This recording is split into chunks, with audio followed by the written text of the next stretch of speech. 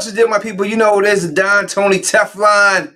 Right back at you. Another one. What If? Song of Ice and Fire, Game of Thrones. What If? The Usual Suspects podcast. We are back. It has been 2 weeks. Sorry about that.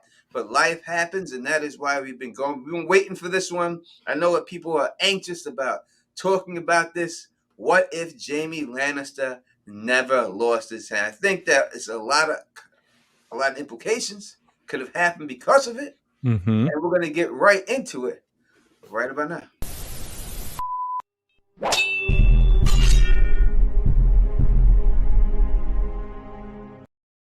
What up to all my thugs, nerds, freaks, and geeks? You're now rocking with the best of Don Tony Teflon. If you can, please subscribe and click that bell so you can be notified every time we drop a new video.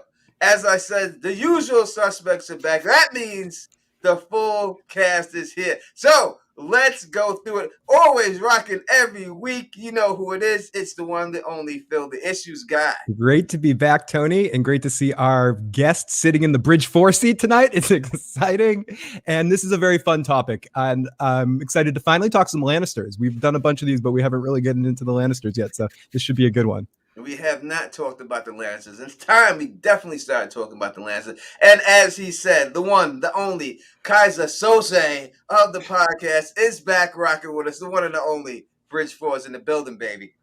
Cheers. Oh, yeah. I'm just pumped to hang out and talk about the most honorable character in Game of Thrones. You're starting already. You're starting already. We're going to talk about this honorable character. Before we do it, we got some people here rocking with us. Let's say what up to them. What up to Robert Smiley in the building rocking with us right now. The real YT is in the building rocking with us. Anime Lover is in here right now. Sharon Charles. Was she laughing at my shirt? What's going on? What's wrong with my shirt? I don't understand. He's the ass man. I am the ass man. I am the ass man. Cosmo Teflon. The ass. Everybody knows I'm the ass man. Jenna S is in the building rocking with us right now.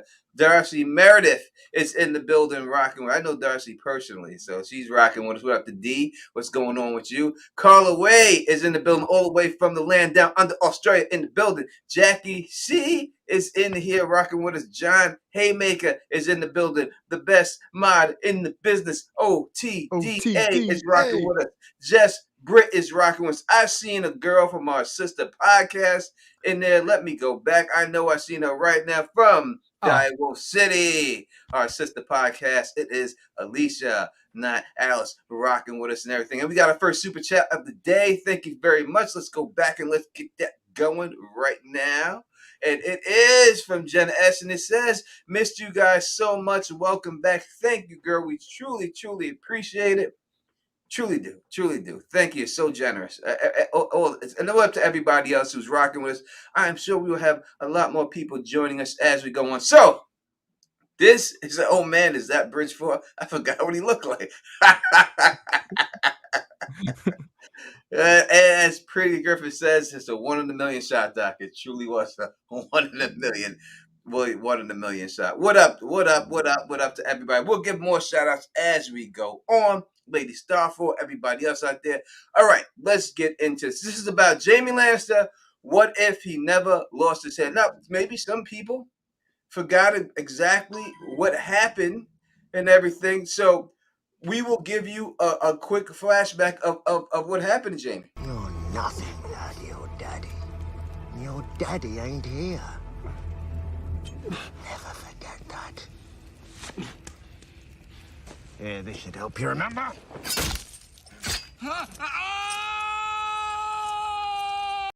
You know, a lot of people complain. Bridge. Bridge is going to be one thing I do like about that episode too. Like right in that moment, isn't that one of the few Game of Thrones episodes that ends with like a rock song too? It like kicks into like I like the vibe that they coming out of there, and it's hard for me to watch too, Bridge, to see the hero of the story be chopped down like that. You know, and that was so bad. I hated seeing that. Back then, I don't think I had read the books at that time. So I did not expect that coming. It came out of nowhere. I think that, yeah, you're right. That was like the final clip of an episode. Oh, Oh yeah, and the knife he put to his eye, that was a huge knife. That knife was so damn Yeah. big. That was like one of those, that one of those Crocodile Dundee. Yeah, that's not a knife. That's a knife. That's I'm a not gonna. knife. Like that was a That's a, knife he that's put a knife. right there. Paul Hogan knife right there. And that was an intense moment too. I think a lot of the things that happened in that first season, first book, came out of nowhere, and that's one of those early for me like moments that's the first season. No, it's not the first season. Second season, right? When Jaime loses his hand. Yeah. Yeah, what season is that? Yeah, That was got to be 2 or 3. That's Two or three. season 2. I guess early on thing. One of those early things. Battle of Blackwater is after the Battle of Blackwater. It's after the Battle of Blackwater. So season 3 then. He didn't make it back when the battle is season 3. It was season 3. So like an early thing that happened that just really shocked, that just kept that going. I just wasn't expecting that in that moment. I thought he was going to get his ass kicked, but I didn't think he was going to get his hand cut off there. So to go where we are in the what if situation are we going that everything happened the same up until that point, and in this moment Locke just gives him a beatdown and doesn't cut off the hand? I mean, I think that would be the easiest way to say how he doesn't lose it. What do you think, Bridge? I don't think it could be any other way of saying. Yeah, I think that makes sense. Just to give some background, some nerdy background, book for a show. So in the show, you've got Locke. I'm pretty sure he cut it off just because he kind of like, I don't know, just to create some. Like, he didn't like Jaime. He was jealous of who Jaime was, whatever. In the books, it's a little different. It's instead of Locke, it's Vargo Hoat. Vargo Hoat used to work with the Lannisters, but then he had moved over to Roose Bolton. So he knew that, oh my God, like, so Rob's about to lose the war. If Rob loses the war, I'm going to be screwed because I left Tywin Lannister. So according to Roose Bolton, it was Vargo Hoat's goal was to cut off Jaime's hand, because then it would make Jaime less sellable back to Tywin Lannister. And basically, Vargo Hoat was hoping that he'd be able to get like the hand of, like, I think it was a Karstark or something like that, then go up north and escape. So it's a little different book for a show, but I mean, at the end of the day, he gets his hand chopped off from both of them, and we'll go from there. Yeah, I mean, they changed the character around. They got the guy going to the wall after that, trying to assassinate Jon Snow. They changed it around a lot. They did it. Wait, real quick though, he was a cool change though. Like, there's a show. That's one credit the show should get, because he became he seemed like he had a badass attitude, badass fighter, and he went up there. That was cool. I like. Yeah, and he was a good character. The actor played a good character. Like I did not mind seeing more of him. I think so. The show gets a bad rap, but we gotta understand in these first seasons, the show was on point. So Absolutely. This is when the show was at its best back then. So this is why this scene, that scene hit home. Like that it's not as big as the Red Wedding, but it was the first Red Wedding scene that we got in the show, the first memorable moment. Because Ned, it was like the second one before the Red Wedding, and kind of foreshadowing that later on in the situation. Because, and to your point, those 3 seasons, because of some of the negative backlash that the end seasons get, you can forget how good those first 3-4 seasons were. And this was in the height of that, and that just was a shocking moment. This character that was supposed to be so fair-haired and like you're hoping to see him at his best later on in the story to see what he can do fighting wise, and that happens. It was just such a shocking moment.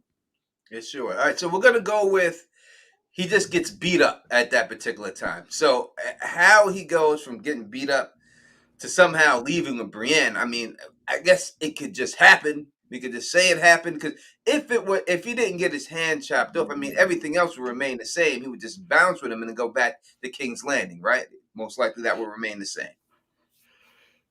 Do you see any way it would change from that with his hand? So the bottom line is, it could be like, listen, Jaime doesn't have his hand somehow. This guy, because if he has his hands and this dude beat him up, he's gonna beat the shit out of him eventually. Eventually, he's gonna kill him. I think the first interesting challenge that we get to for a different thing with Jaime is how it affects his dynamic with Brienne. Does he still try to save her in that situation? Does he force the issue about her leaving with him when they get to the point where he goes?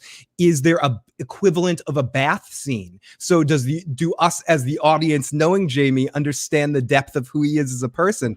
Because we don't necessarily have that moment between him and Brienne where he opens up about what happened with him and the Mad King. I think that's where we get into our first area of figuring out how this changes Jaime. 100%. say my Aegon the First sent me a super chat in the Cash App. Thank you very much. Very thankful for you. I appreciate you. Thank you for doing that. Yeah, I agree. We have to figure that out. So is Jaime as humble? He got humbled by getting that hand chopped off, and it made him come out there. You know what I mean? Made him come out there and go and open up to Brienne and talk about the Mad King and talk about would he have been so humble in that bed? Now, listen, he wasn't that. He still got butt naked like it was no problem right in front of her. Like, what? He still was Jaime Lannister. But he was humble because, he got the fever dream and almost died and passed out in the tub and stuff. They had to save him. So what do you think, Bridge? This is your guy. How do you think he would react? I actually want to take a step back. So before they get to Harrenhal, so Jaime gets his hand chopped off. And then after that, he could tell that they were about to RAPE Brienne, right? So he starts telling them a lie that her father comes from the Sapphire Isles, and he'll be able, if as long as she stays a virgin, then he can then they'll be able to get a lot of sapphires, even though that's not why it's called the Sapphire Isles. So ultimately, he says that to Brienne, and he also tells Brienne the same thing that he tells Tommen later in the story about, because Jaime has PTSD from his time with Mad King Aerys, seeing people burned. And when he used to see people get burned, he would have to, quote unquote, like go inside himself. That's how he would like escape from the horrors, like as a 16-year-old kid watching a king burn someone. So he told Brienne, he's like, if it happens, just like go inside yourself. So he was sort of like, he was kind to her. So the real question, I think, in their dynamic isn't how would Jaime change? It's that whether Brienne would still like, so after she looks at him and she's like, wait a second, like you lied for me. Would that have been enough, him lying for her? Would that have been enough for her to start opening up herself to him? Because she was closed off to him. Or was it the fact that he helped her out? Plus he had his hand chopped off. You know what I mean? So I think the first question is not even how would he change, how would she change and how it affects the relationship. I think it still would go down the same, but I think it's just worth throwing that out there. Thank you for the super chat. Jenna S says, so let's break his hand instead. Maybe doesn't heal right, and he loses a couple of fingers instead. Still can't sing a sword, and how to use it. Now, that would be interesting, but I think we would still have the same dynamic of Jaime. So it's best to say, I would say, he does have the ability to swing a sword, because that's what makes him him. That's what makes him feared. That's what makes Jaime Lannister who he is. That's what gives him his confidence, his ability that he knows he can kick anybody's ass with a sword. And I think he literally he's robbed of when he doesn't have it. So it's a really great point, Jenna. But I think that it would be almost the same Jaime up until a point until it came back if we did it that way. So I think it's easier just to say he never lost it. So does Brienne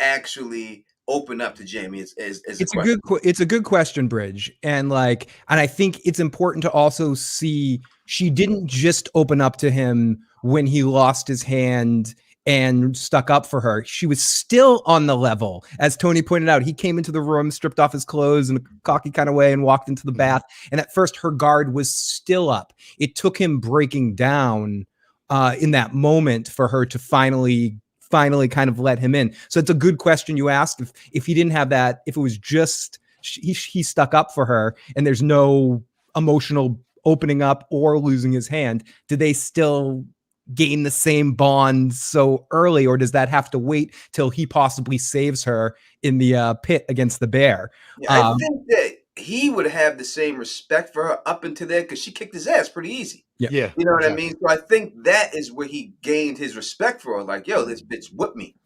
Even though it was a now malnourished Jaime Lannister with cuffs on and everything. She still whooped him. You know what I mean? She whooped him easy. It wasn't like she struggled to whoop him. It wasn't like it was a battle. It was like, are you stupid, bruh? You know what I mean? And he couldn't. And so I still think that, he would have that. So what do you think, Bridge? Yeah, also, because if we go before that fight, so they're traveling down the river. Is it Cleo's Frey that they're traveling with? They're traveling with, yeah, I think it was Cleo's Frey. Mm-hmm.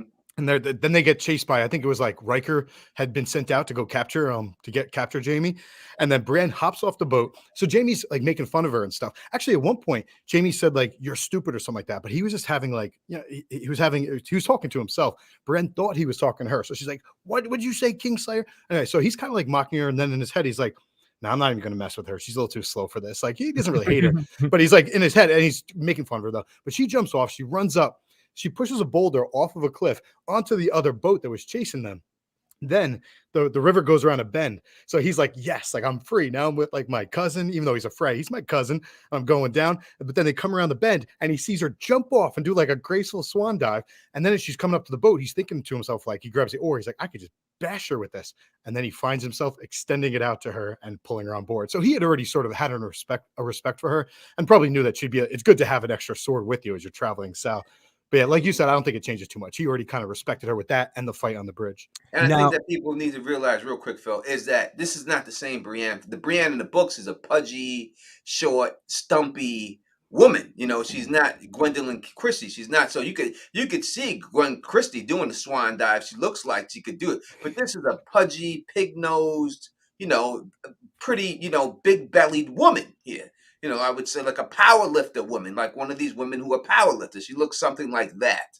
So that's why it's a little bit different than the show. Go ahead, Phil. Fritz Maud brought up something that we're going to get to in a second. It's around this time period. Jaime probably would have killed Locke. So going with the show situation, if gets to the point where they bring Jaime to Roose and was like, let Jaime go. I'm in negotiations with Tywin Lannister. We can't treat Jaime Lannister like crap. Does Jaime, after getting his ass kicked, just immediately pull out a knife and go, excuse me, Roose, can I borrow this? And cut Locke's neck right there?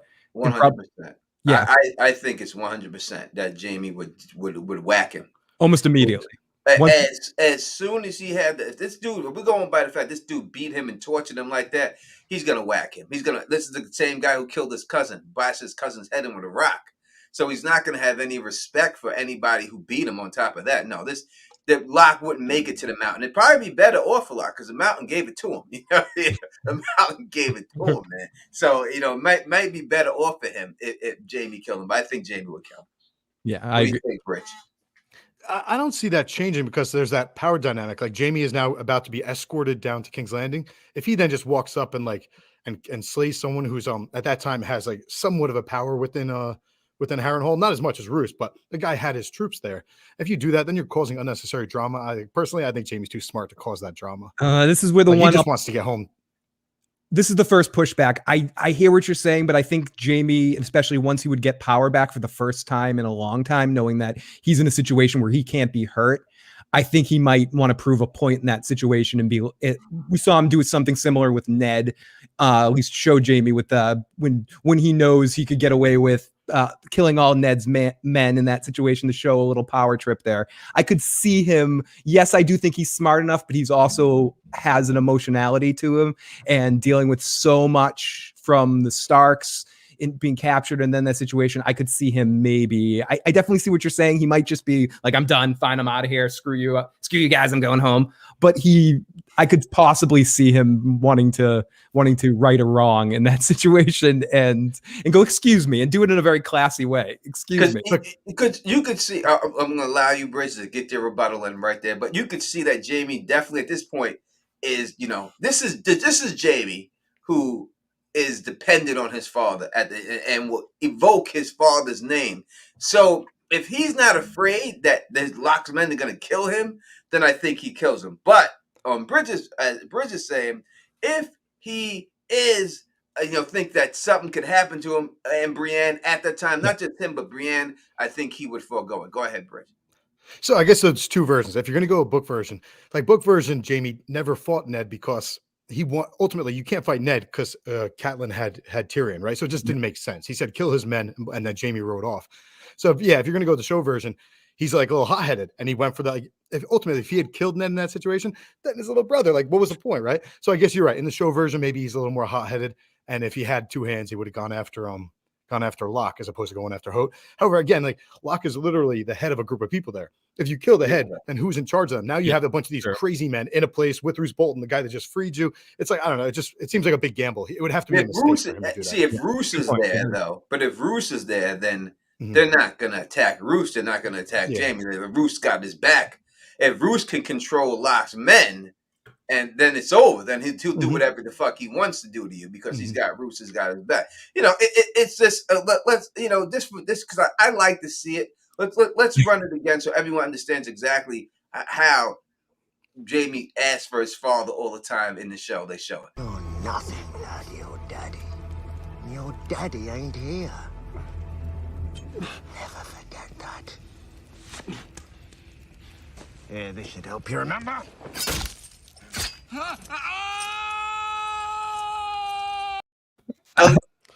the scene right before that, in case he says, "My father." That's what he says. Are you trying to traumatize Bridge? I'm gonna show that as many times as I can. You show that is that punishment for this being so long since Bridge is back? You show that scene. You're muted, Bridge. Be careful with the length of that clip. Want to keep it under 10 seconds. You know what I mean? No, I checked it. I checked it Oh, a yeah? couple of times to make sure I wouldn't get demonetized. Because it's like a zoomed in clip or something, probably. Yeah, right? I checked it. And it's dark too. And Oh, I have a music playing so low in the background that throws off their things a little bit. Okay. You gotta do all this.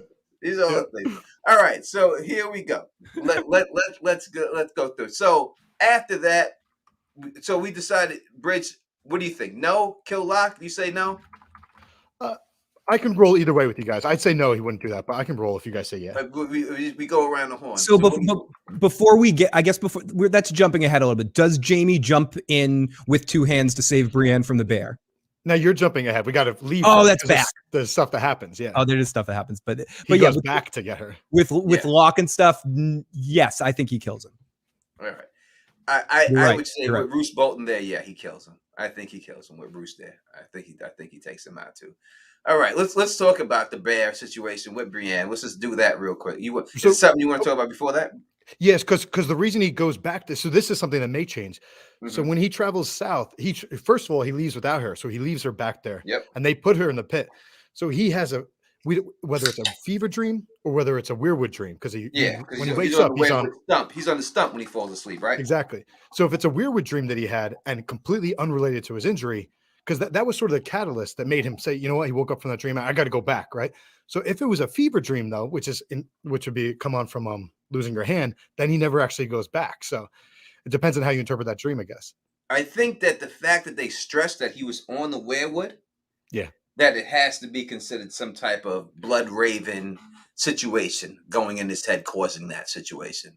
I think there's no reason for them to say he fell asleep on a weirwood stump unless that stump had something to do. He could have just said any stump then. He could have said a patch of flowers. He could have said he fell asleep in the Garden of Eden. And, he could have fell asleep on a crab's ass. But the fact that they said weirwood stump, I think they're pointing us in a direction that somehow Blood Raven, because listen, when you look at Blood Raven, he has a lot to do with anything. Blood Raven, Bran, whoever you want to consider, the children of the forest, the evil bastards, all that plan.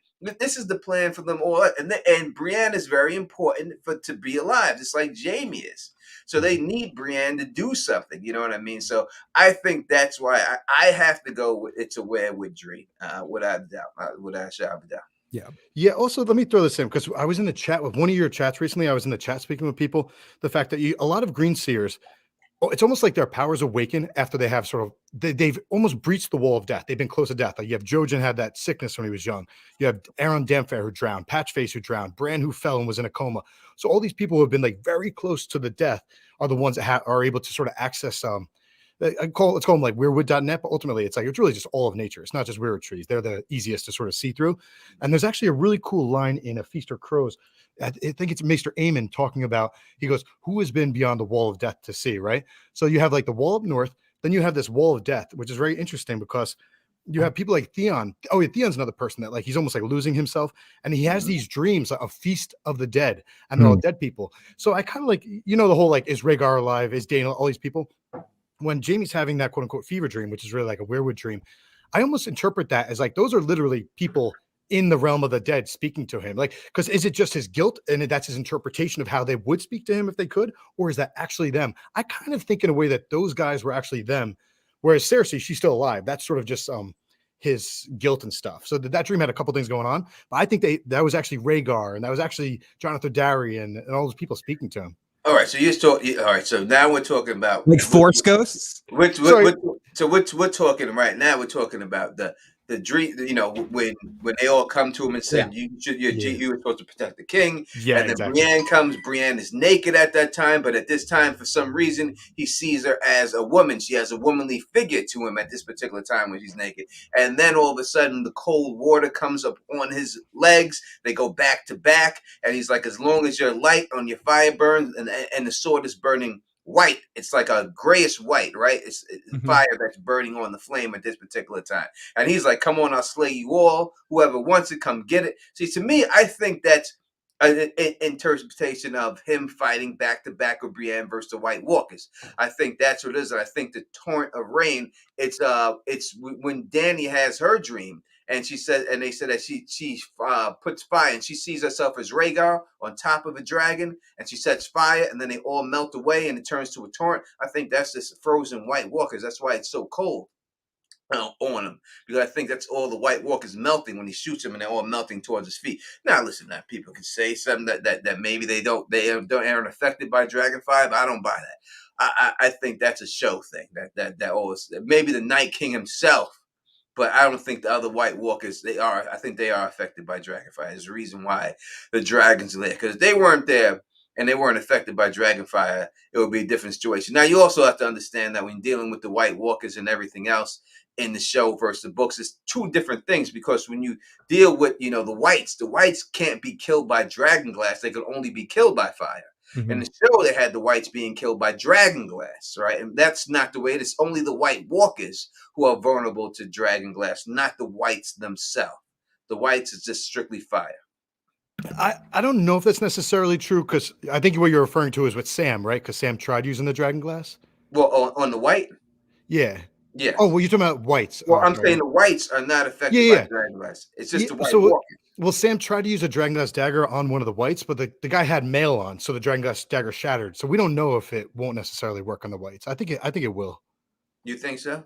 I think so, because we don't know why it didn't work, but it seems like he was fighting a Brother Night's Watch who had some sort of like chainmail on. I think the dagger snapped. It didn't actually get into the white, I think. Yeah, I don't think. Me personally, I think that's the reason why Azor Ahai's sword burns with a flame. It's the reason why, because the fire is what kills him, and that's what it is. I think you also seen that when dealing with Melisandre. When you see her and turn all the unks of the Dothraki to fire, which I thought was the coolest scene of probably the whole thing. Visually, it was definitely a very cool scene, just from a cinematic standpoint, seeing all the Dothraki fire light up, and then seeing all that fallout. And especially with the contrast to the dark in that episode, I thought just from a cinematic standpoint, that was really freaking awesome. And good to see a lot of people in the live chat. Tony says, good topic today. And we get to see Tamara in the live chat for the first time. Tamara is rocking with us. She's the last of the Tamaras. The last of the Tamaras. She's the last one standing out of all three. She's the one who rocks with us still. And we love her. And thank you for still rocking with us and everything else. I know Robert Smiley was in the building. I think I said got a chance to shout him out and everything else and all that.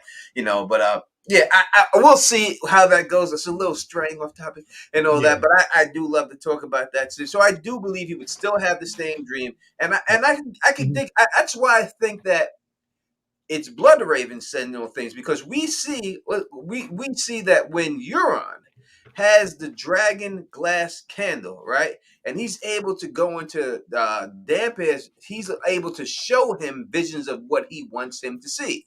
He was able to show him sitting on eyes, so his face full with worms and everything else. He's seen all that because he did that. So I think that Bloodraven has the same exact power to show him. I think he showed him that he killed his family member. Like, you were supposed to protect him, and you were supposed to protect these guys. I think he's the one who put all of those Force ghosts in front of him. I think that was 100% down with 100% down from Bloodraven. I have to go with that. What up to Santivia Major? I was close to her. I was out in Rochester, not too far from her, closer than I normally am, but I was close to her.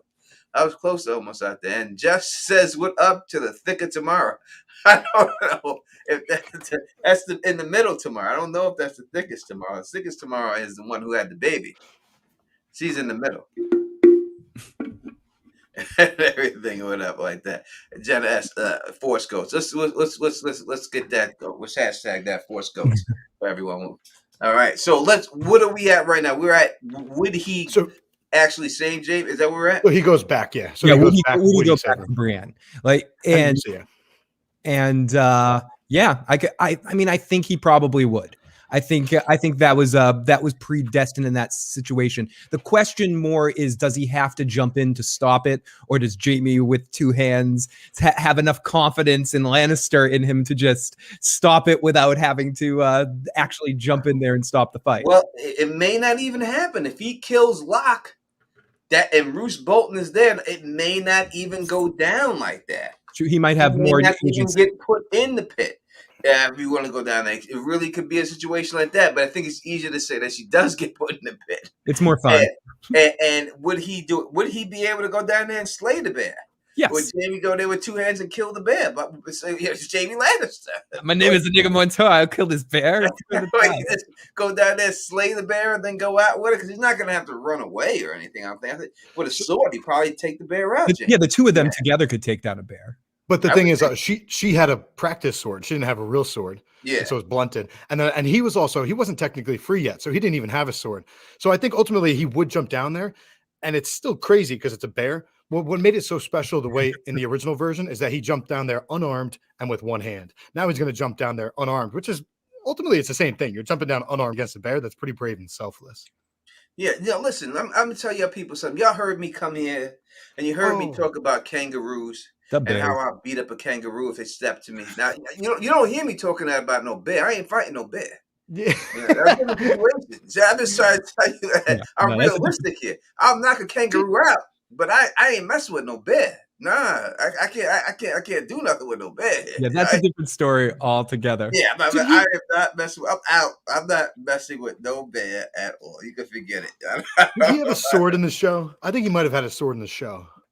I would say, regardless whether he kills the bear or anything, I think those events play out exactly the same. He goes back and eventually he does save her. Somehow he saves her, and then they both head back to King's your Landing. question, Bridge, whether he had a sword with him or not, in this scenario, when I think he doesn't lose his hand and he's still captured, he's still not in charge, but he's got a little bit more agency. I think before he jumped in, he would grab one of the guard's swords or something. Give me a sword. I'm going to go save her, and then take one and jump in there with the sword. I think he would do something like that, and then throw the sword at the bear and then take her out of there. So and that's my headcanon of what happened. Yeah, I actually vaguely remember, at least in the book version, him thinking that he's like, oh, like, because he knows that she's a good fighter, and he's like, oh, and she's got a sword, all right. But then he realized, you gave her a practice sword, like what? WT, like, come on, bro. Yeah, so if he had a sword, now we're talking, he has two hands, he jumps down with the sword. My boy Jaime takes out a bear. Mm-hmm. We'll go with that. In this scenario, Jaime kills the bear. He's like Luke Skywalker with for another Star Wars one, like the Rancor monster. He takes down the bear. No doubt. All right, so then it gets back to King's Landing. Now, this is when it starts getting interesting. Happen when he gets back to King's Landing, a lot. But the number one thing I'm going to have to say that will not happen here, that does not happen here, is he does not give Brienne that sword. I think if Jaime has two hands, that's a hard one. Maybe the armor. Maybe the armor. He may give it an armor. He got fitted for her. He'll make it especially for her. Yeah, he's not giving up. He's not giving up the Valerians. But there is no doubt in my mind that he is not giving up that damn sword. And listen, his relationship with Cersei changes too, because she looks down on him as a cripple. Yep. We'll talk about that in a second, but let's just go to the sword straight up. And the chat, we're always asking you these questions too, so please put your input in there. We'll highlight them on the screen. Do you think Jaime Lannister gives up the sword? Bridge for Jaime Lannister's number one fan. What do you think? You think he's so honorable, he's still giving up that sword or what? Excuse me. This, and when I thought about this a couple weeks ago, this was the most contentious point for me debating it, because I'm like, this is literally the warrior. He thinks of himself, at least in the show, he's like, I am that hand, right? And like you said, if he's got two hands, he's going to want that Valyrian steel sword. However, to play devil's advocate, my final answer will be that he'd give it up. And here's sort of the difference. In the show, they gave Brienne some of the agency. He gave her the sword, and then she named it Oathkeeper. But in the books, he thinks over and over, like even when he travels up later in the stories to the Riverlands, and he's willing to break this vow, but he really wants to honor his vow to Lady Cat, which is two things: A, not to take up arms against the Tullys and the Starks, and B, to return her daughters to her. And he wants to achieve that so much, because he wants to redeem himself, right? And ultimate part of that, at least in the book version, is that he gave her the sword and he named it Oathkeeper. So he has more agency in the book. So to me, Book version of Jaime would definitely give her the sword still. Yeah, maybe, but then he's gonna like corner Joffrey in a corner and rip away Widow's Wail from. And I'm taking this, Joffrey. That's a good point. Yeah. Joffrey, I'm taking this. Or we'd say to Tywin, "Don't give that other half." Joffrey's the king; he can't do it. Oh, come on! Tyrion's lapped his ass. Taken from Joffrey. You think Joffrey's smelling himself at this time? That's true. This was Joffrey. I ain't saying his nuts dropped, but one testicle did. One testicle dropped at this point with Joff. But I don't know if he's trying to give up that goddamn thing. You know what I mean? What up to Moose Bolton? I have not seen Moose Bolton. Toast to you. But I don't think I'll go the other side. I don't think he's going to give up the sword because I think he's going to think about himself in that way as that I'm the warrior, I'm the sword. I would be unstoppable with the Valyrian steel sword. And how much could I do for my family? And I think he'd want to hold on to that. And he'd still set Brienne up, give her supplies, give her podrick, give her armor, craft some really nice weapons for her, maybe steal Widow's Wail and give it to her. But I do think he holds on to the sword and carries a Valyrian steel sword from this point on. And it only adds to his cockiness. This only just adds to Jaime being even more cocky in the what if scenario. In the book version of the story, Joffrey's already dead by the time he gets back. In the show, Joffrey dies after he gets back. Pretty soon after he gets back, yeah. Yeah. All right, so let's go with let's 2 episodes or something. All right, we'll take it from the book versions. We'll do the book. So we'll do both back and forth. Yeah, all right. Yeah, we'll do back and forth. Sorry, Joffrey. If Joffrey's not alive at this particular time, then he has access to 2 swords, right? Yep. So if he has access to 2 swords, he's not going to want that small little Joffrey sword. You know what I mean? He's gonna want this. Oh, he'd be so fast with that. It's like a drummer using smaller. Yeah, I just don't see him learn water dancing. His sword, does he have a preference of sword that he uses? He's not a bastard sword user, right? No, just a long sword, I think. Yeah, he's a long. So I would say that he would have to have that sword. I can't see him. I mean, he's greedy. He may take them both. You know what I mean? But I don't see him. Me personally. If it just comes to him giving Brienne the sword, not at all. I don't see him giving Brienne that sword at all. I don't think so. I just don't see it.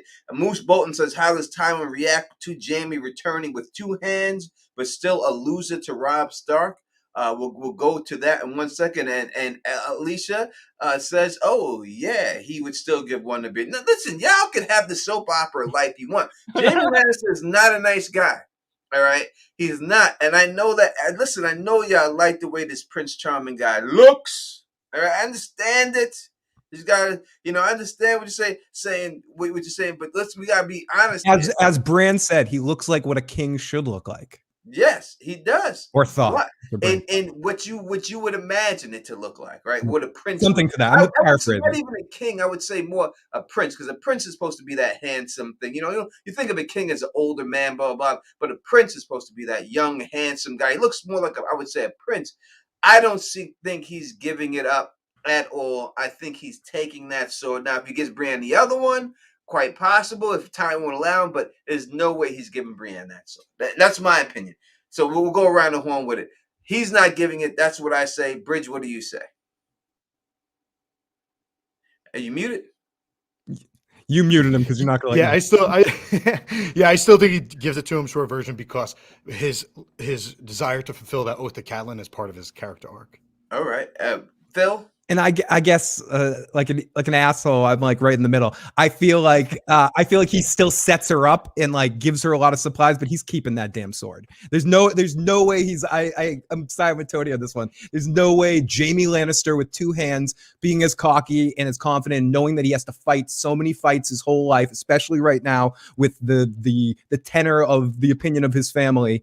He's gonna want to keep that sword close to him to protect. He's never had one.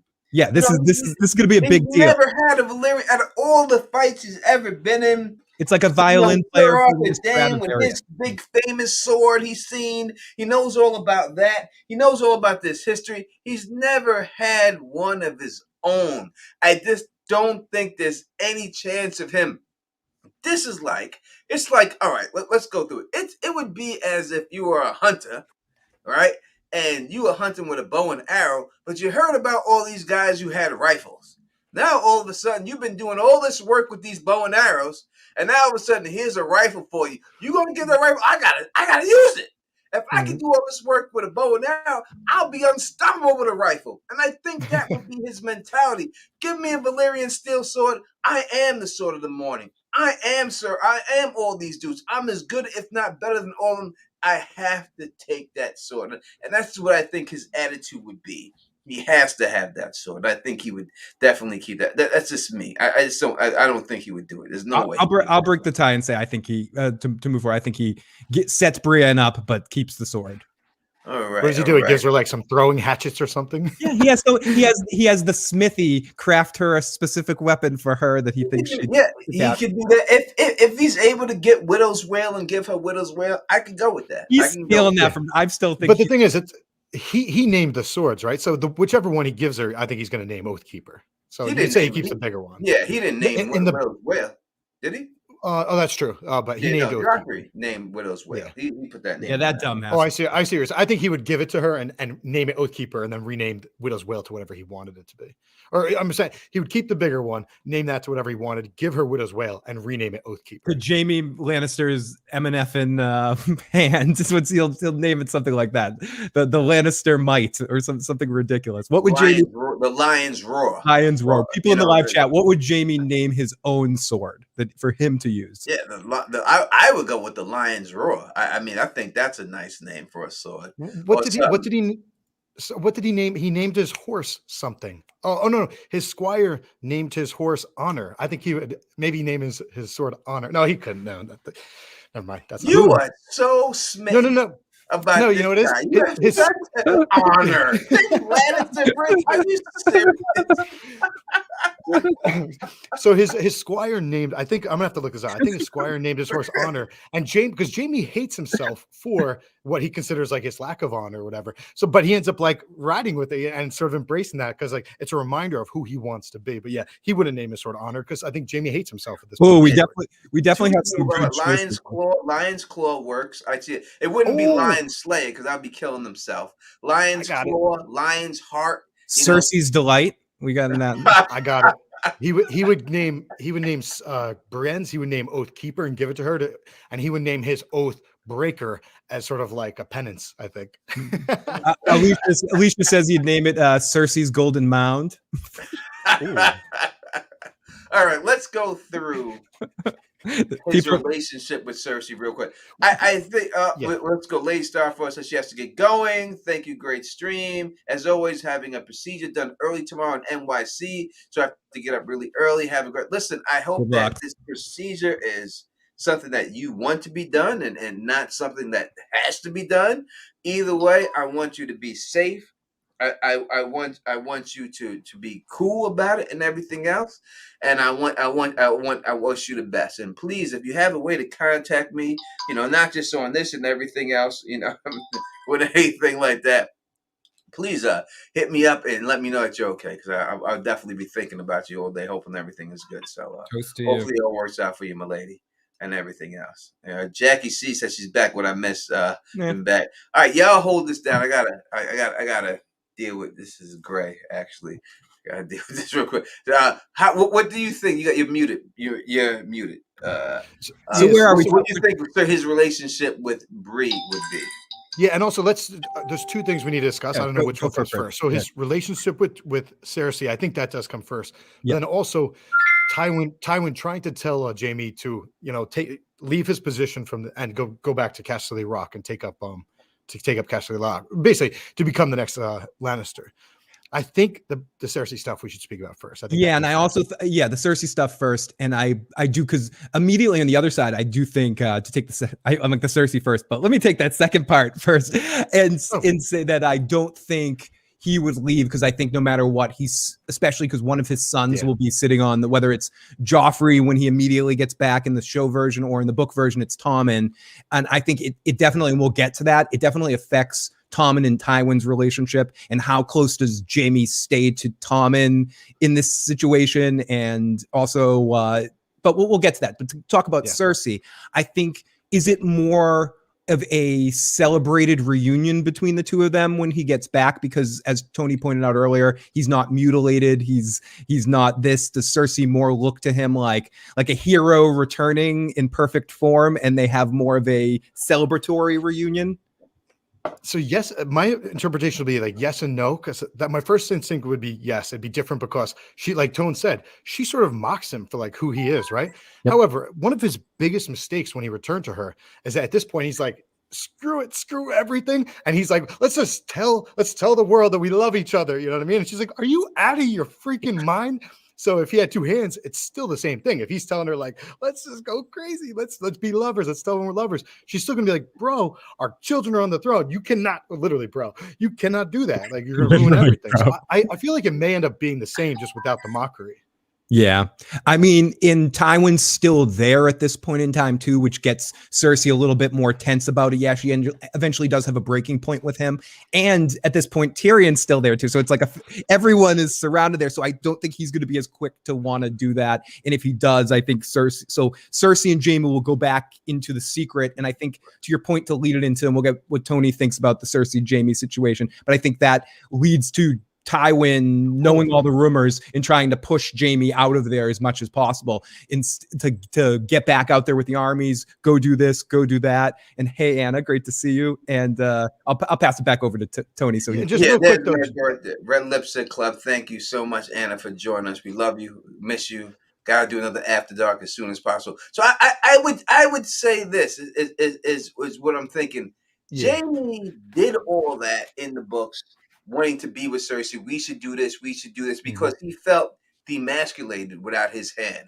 And he was trying to find some salvation that he was the same man that he was by doing that. So I don't think that he would be that, I don't want to say pathetic, but, I don't think he'd be simping that much. You know what I mean? What I'm saying? Because he knows who he is. He knows who he is. I think that's why he was doing it. You know what I mean? When it was all said and done. I think he was just doing that and everything else just because it was like, I'm not the same person. I want to prove I'm the same person. Blah, blah. Just do this. Let's be together. I don't care what anyone else have to say. Blah, blah, blah. And Cersei's like, back up, son. Are you crazy? Does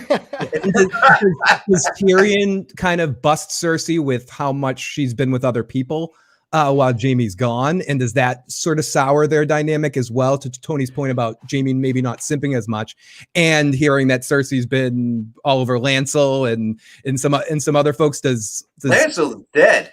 Yeah, Lancel's dead. Yeah, Lancel's dead in this scenario, right? Like he dies quick. If Jaime finds that out, it's over for Lancel. With two-handed Jaime, Lancel is a dead man walking. Are you crazy? Jaime's a jealous motherfucker. And Tyrion's gonna tell him. So Tyrion, this is like Jackie C actually pointed this out in the chat. So it's that whole over and over. He's thinking about the fact that Tyrion told him, like, she's fucking Lancel and Kettle Black and Moon Boy. And Moon Boy. Oh, fucking Moon Boy. Moon Boy. It is, it's the name. It's the name. You know what I mean? If the girl is fucking the guy, name, let me go through. Like The Rock. Yeah, The Rock. Oh, that's fine. Right. You deal with it. She's fucking The Rock. She's fucking The Rock. But she's fucking someone named Pop-Tart. Ravishing Rick Rude. You may say, like, God damn, you fucking Pop-Tart too? Even Pop-Tart can hit it. You know what I mean? Like it's a problem with the name. But when you hear Moon Boy, you know what I mean? It just don't work. Now, if his name was Luke Skywalker, then you're like, oh, you're fucking Skywalker. Okay, a Skywalker. Why not? But you know what I mean? You can't be fucking Moon Boy. Yeah, Moon Boy. Who was Moon Boy? Was he a singer? Who was Moon Boy? Was he a singer or something? I forget. I think he was probably like a jester or something, right? Yeah. He was the equivalent of. He was a bored Friday night. From the Vale. That guy. He was the equivalent of that dude from the Vale, who ended up getting what he got. Yeah, the best part about that, I don't think Tyrion said Moon Boy. I think he told him who she was messing around with, and he just in his head he kept adding in, and probably Moon Boy. That's so great. Everybody, she's fucking everybody. Exactly. She's fucking everybody.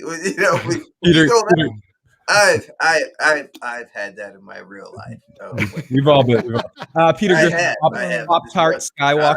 I like that name. when I broke up with this one chick, and I'm not gonna go through it, but I broke up with this one chick, and she was just out there, and I didn't realize how much she was out there, and I was like, Oh, she's fucking mutts, really mutts. How Not is she fucking months. mutts too? Months. Even mutts, and I caught her with mutts because I went by her house, Pop and then I Tart see the dude. Skywalker. He's driving his goddamn mountain bike. I see him like I was pulling up because she asked me to come over, and I pulled around the corner, and then I see this dude on his damn mountain bike leaving her house. Mountain bike, mountain bike. He never gone on a mountain bike. Bike Boy, Yeah, Mountain Moon mutts. Boy, and Moon Boy Two Bridge, and Moon boy mutts.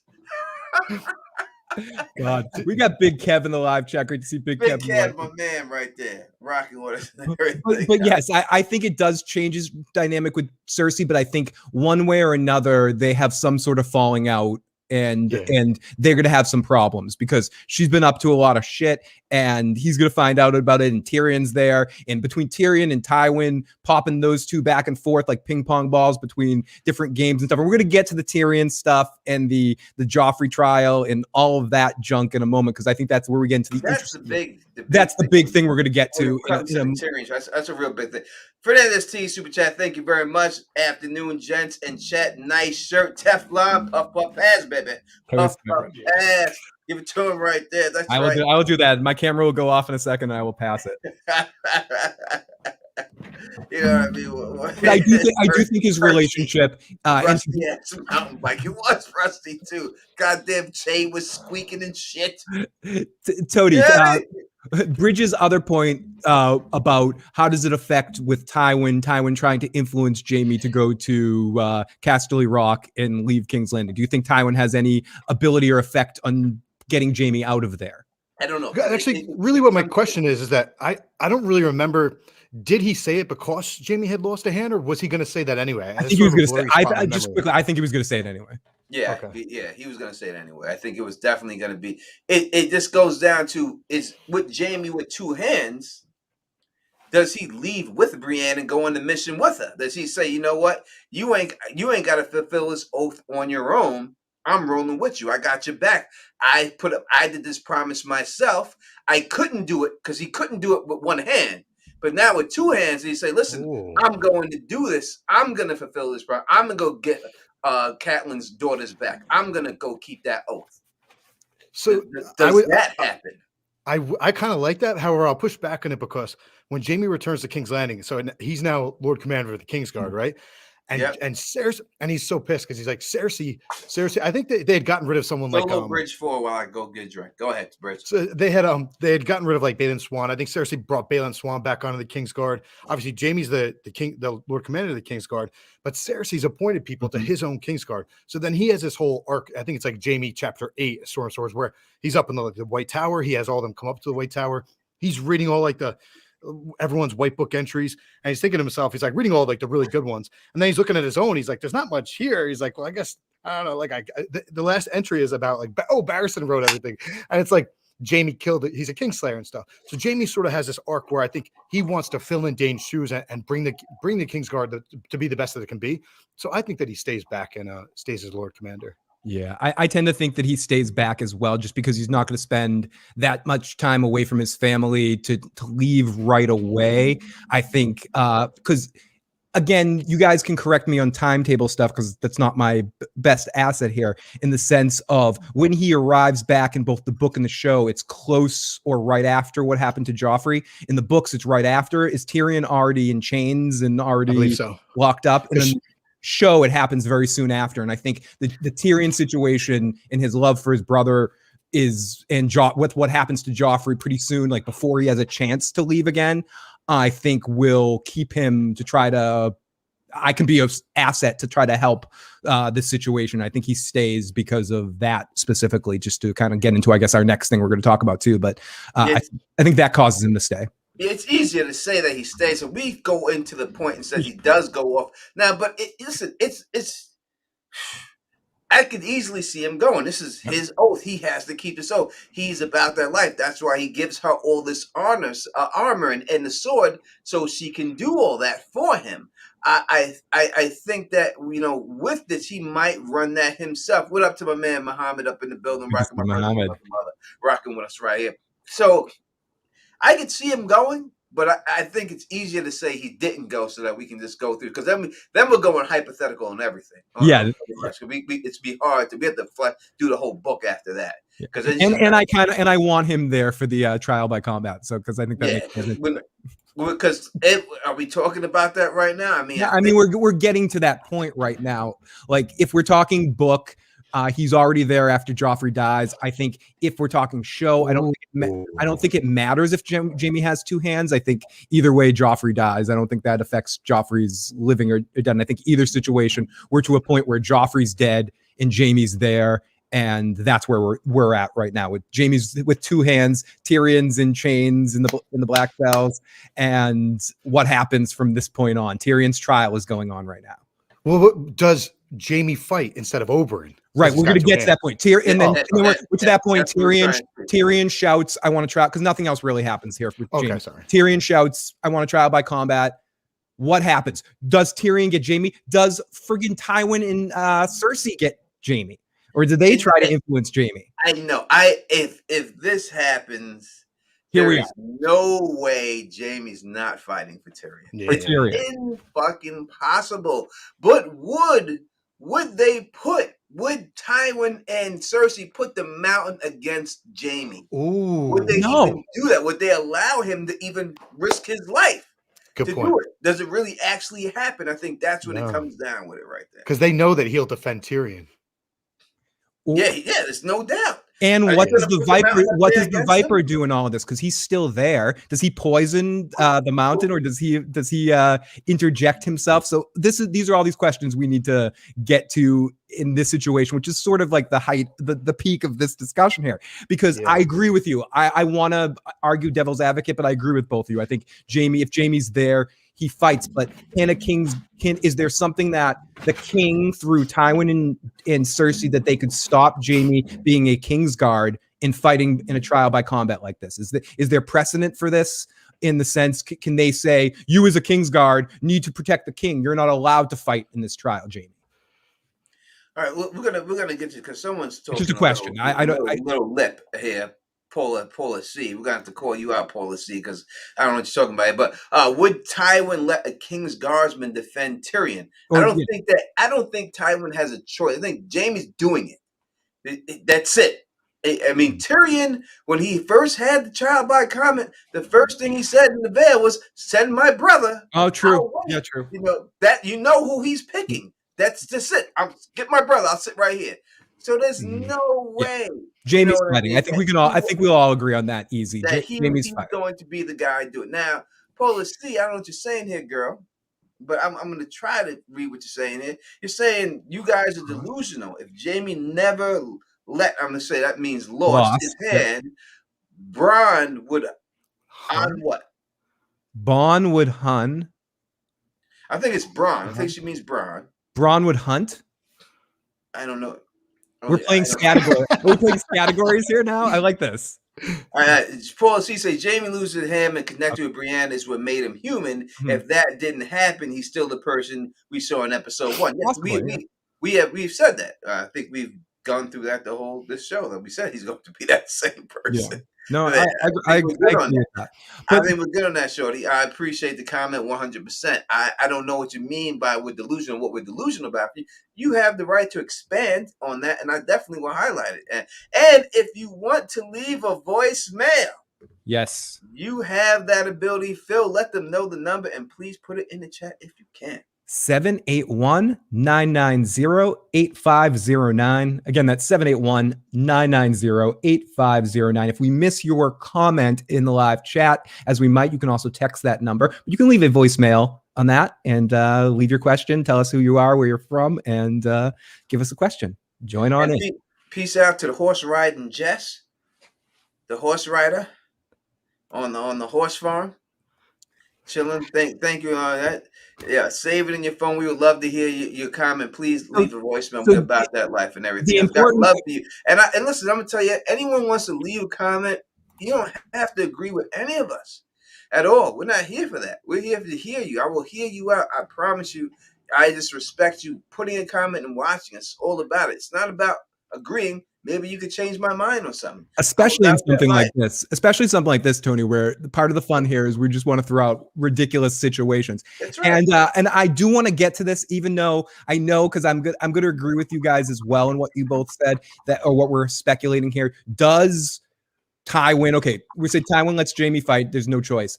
Can Tywin stop Cersei from getting the mountain, or is the mountain coming to fight this fight? I want to put Jaime in the mountain in a fight and have that discussion right now. Someone in the live chat says the mountain kills Jaime. I don't know, because Oberyn's there too, and he could set up poisons on Jaime's swords, and because he's gonna want to have a stake in this fight too. And if he couldn't beat Oberyn, he can't beat Jaime. Right. That's just the bottom. Especially with a Valyrian, Jaime can use the Valyrian sword. What that Valyrian steel sword? You could forget it. It's over. I think Jaime. It's a wrap, because that sword's going to cut right through his armor.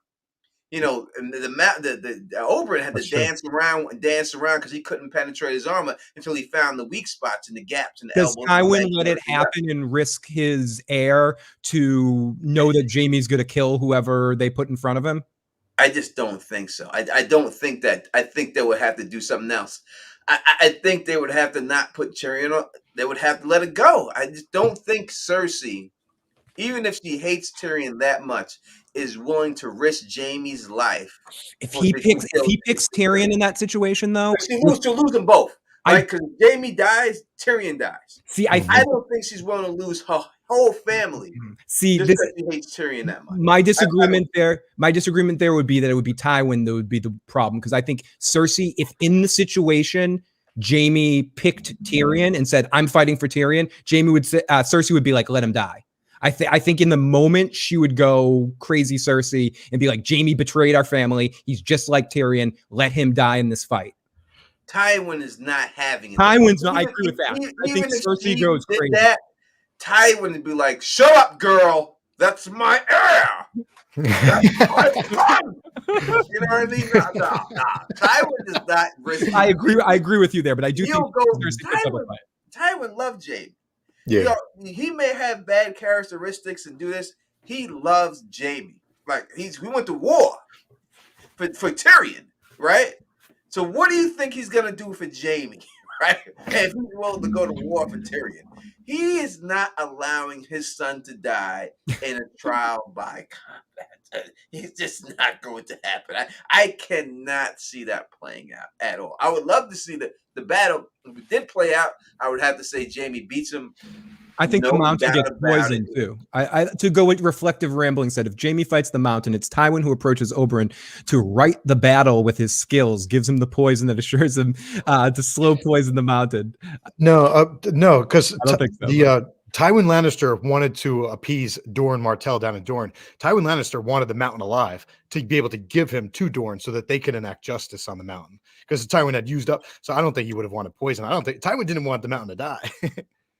Yeah, and again, when it comes down to it, you know what I mean? Because they did the fake skull thing, right? With the mountain and everything else. It was the actual skull of the mountain that they gave and dipped it. We don't. I think it might be his actual skull, but we don't know. We don't know that for sure. You know, because we know that's why people say, hey, it could be Robb Stark's head. It could be a lot of different heads on this beast. We don't know, you know. And so the mountain's expendable to Tywin. Jaime Lannister is not expendable.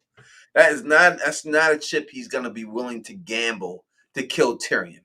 And I just don't see it. And I don't even know if Tywin truly wanted. Like when Tyrion kills Tywin, he's sitting there, he's like, I wasn't going to go through with it. Sent you to the wall. He probably would have sent him to the wall. I kind of think he would have done that. I can't see him killing his own kid. I just don't see. He let it go all this time, his whole life. When he had every opportunity to kill him, drown him, no one would have ever known when he was a baby. Did this when Joanna died. He could have killed him so many times. And he never. He's a Lannister. I just don't see Tywin going that route. I hear you, but to play devil's advocate, he's sleeping with Shay at this point. He's sleeping with Tyrion's girl, and he's had this like whole lifetime, Tyrion's whole lifetime, basically, of Tywin looks at Tyrion as the reason that that the person he loved, his cousin wife, Joanna Lannister, is dead because of Tyrion. Like, he's hated Tyrion his whole life. But he never killed him, though. He had his whole life to kill him, and he still didn't do it. I don't think the pussy of a whore is going to make him want to kill him all of a sudden. I don't think he thinks that the fact that Tyrion is alive, I can't have this chick when I want to have her. I don't think he's in love with Shay Tywin. I think if Tyrion went back, go take her. I don't care. I've had my way with her. I don't think, he's digging her like that. You know what I mean? It's just a piece of ass to him. And I think that's what, and I think that's what he wanted Tyrion to treat her as. But Tyrion fell in love with this chick. And you can't turn no hoe to a housewife. You can't do that, right? To bring up Tyrion got all sloshy over that. He did. He got. Nanny brings up a good point in the live chat, just to kind of put this in a slight, or to examine a different direction. Maybe Jaime could convince Cersei that Tyrion was not the one who poisoned Joffrey. Is there any way that they could have somehow gone a different route in Tyrion's trial if Jaime was around, and Tywin wouldn't have, once he called a trial by combat, is he going to suddenly find evidence that Tyrion didn't actually do it? Is Tyrion going to be released in this scenario if the fight doesn't happen in this situation? It's going to have to be something like that, right? Well, I don't think you can change Cersei's opinion, because she believes that Tyrion's the Valonqar and that he came after her children, and now he's coming after her. I don't think she could be swayed, but the question is, can Tywin be swayed? And I think, to Tony's point, if he would go to war for Tyrion, if it comes down to Jaime putting his life on the line in front of Tyrion's, Tywin's not going to want to lose both his sons in one shot, and maybe he would bust Tyrion out of the cells and send him off. I don't know. I mean, this is what we have to figure out, but I do think Tywin would do whatever he could not to have that fight happen. Is that a new Tamara? Yeah. It might be. We got another Tamara.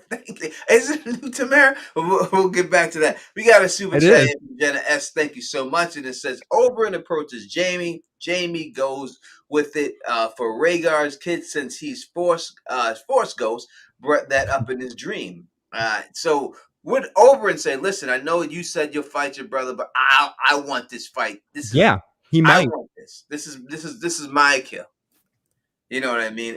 This is my kill. I need to have this. I mean, he's going to do something. He came there with intention, and in this scenario, he's still there, and he's not getting his chance for blood. So he's going to want to do something. I don't know what he's going to do, but there's some hijinks for Oberyn to do. Gray up in the house. Gray's in the building, rocking with us, and everything else, and all that. Good to see you, Gray. Let me say, I told Grant. I usually let me put this in there real quick and stuff like that. In this community of YouTube, I guess there has been some a little bit of drama that's been going on between certain content creators and everything else. This intermission, I would just say that, listen, if you have problems with somebody, that's on you. Don't be using my name, Gray Area's name, Red Team Review's name to back your claim, whatever. If you got issues with someone, just handle your issues and be a man, handle them on your own. It got nothing to do with us, so just leave us on that situation, all right? And that's all I'm gonna say on that matter, because we running the show here and everything else like that. So y'all, anyone got join us for the after show for more. Yeah, we'll do an after show or something like that. We'll talk all about it or something like that. But y'all handle that. But don't keep our names out your mouth. For real. You know what I mean? We ain't all that cool, man. Don't put my name in your mouth, especially without my permission, man. Don't be doing nothing like that. All right, we done with that. Now back to what we're talking about in this situation and all that. So it's a dicey situation when dealing with, the trial by combat. Yeah. But in the end, me personally, I have to say it doesn't happen. If Jaime Lannister goes out there and everything else like that, if Jaime Lannister, if Jaime Lannister goes out there and everything else like that, you know what I'm saying, and goes, and let me highlight that. Let me put that out there. But if Jaime Lannister goes out there and everything else and puts himself in that position to fight for his brother, I have no doubt about it that you know what I mean, that he is not that time was not letting his son Yeah, go. Tywin stops it somehow. I mean, I want to get to a point like the fun part of me that loves listening to people talk fights and stuff wants to get to the point in this what if where we can talk about Jaime fighting the mountain and how Jaime's going to destroy the mountain with his Valyrian steel sword and how cool that would be. But I don't think Tywin. I agree with Tony, and I'll pass over to Bridge in a second. I don't think Tywin lets it happen. What do you think, Bridge? Yeah, I think Tywin's a couple steps ahead. So ultimately, if Jaime returned to King's Landing with two hands, knowing how much Jaime loves his little brother, Tywin knows that Jaime is going to force himself to fight for Tyrion, and thus, I think Tywin helps Tyrion actually get past the trial. He clears him of the trial. So you think the trial goes very differently if Jaime is there with two hands, strictly because Tywin knows. Because of Jaime. Ultimately, like Tone said, like Jaime is Tywin's.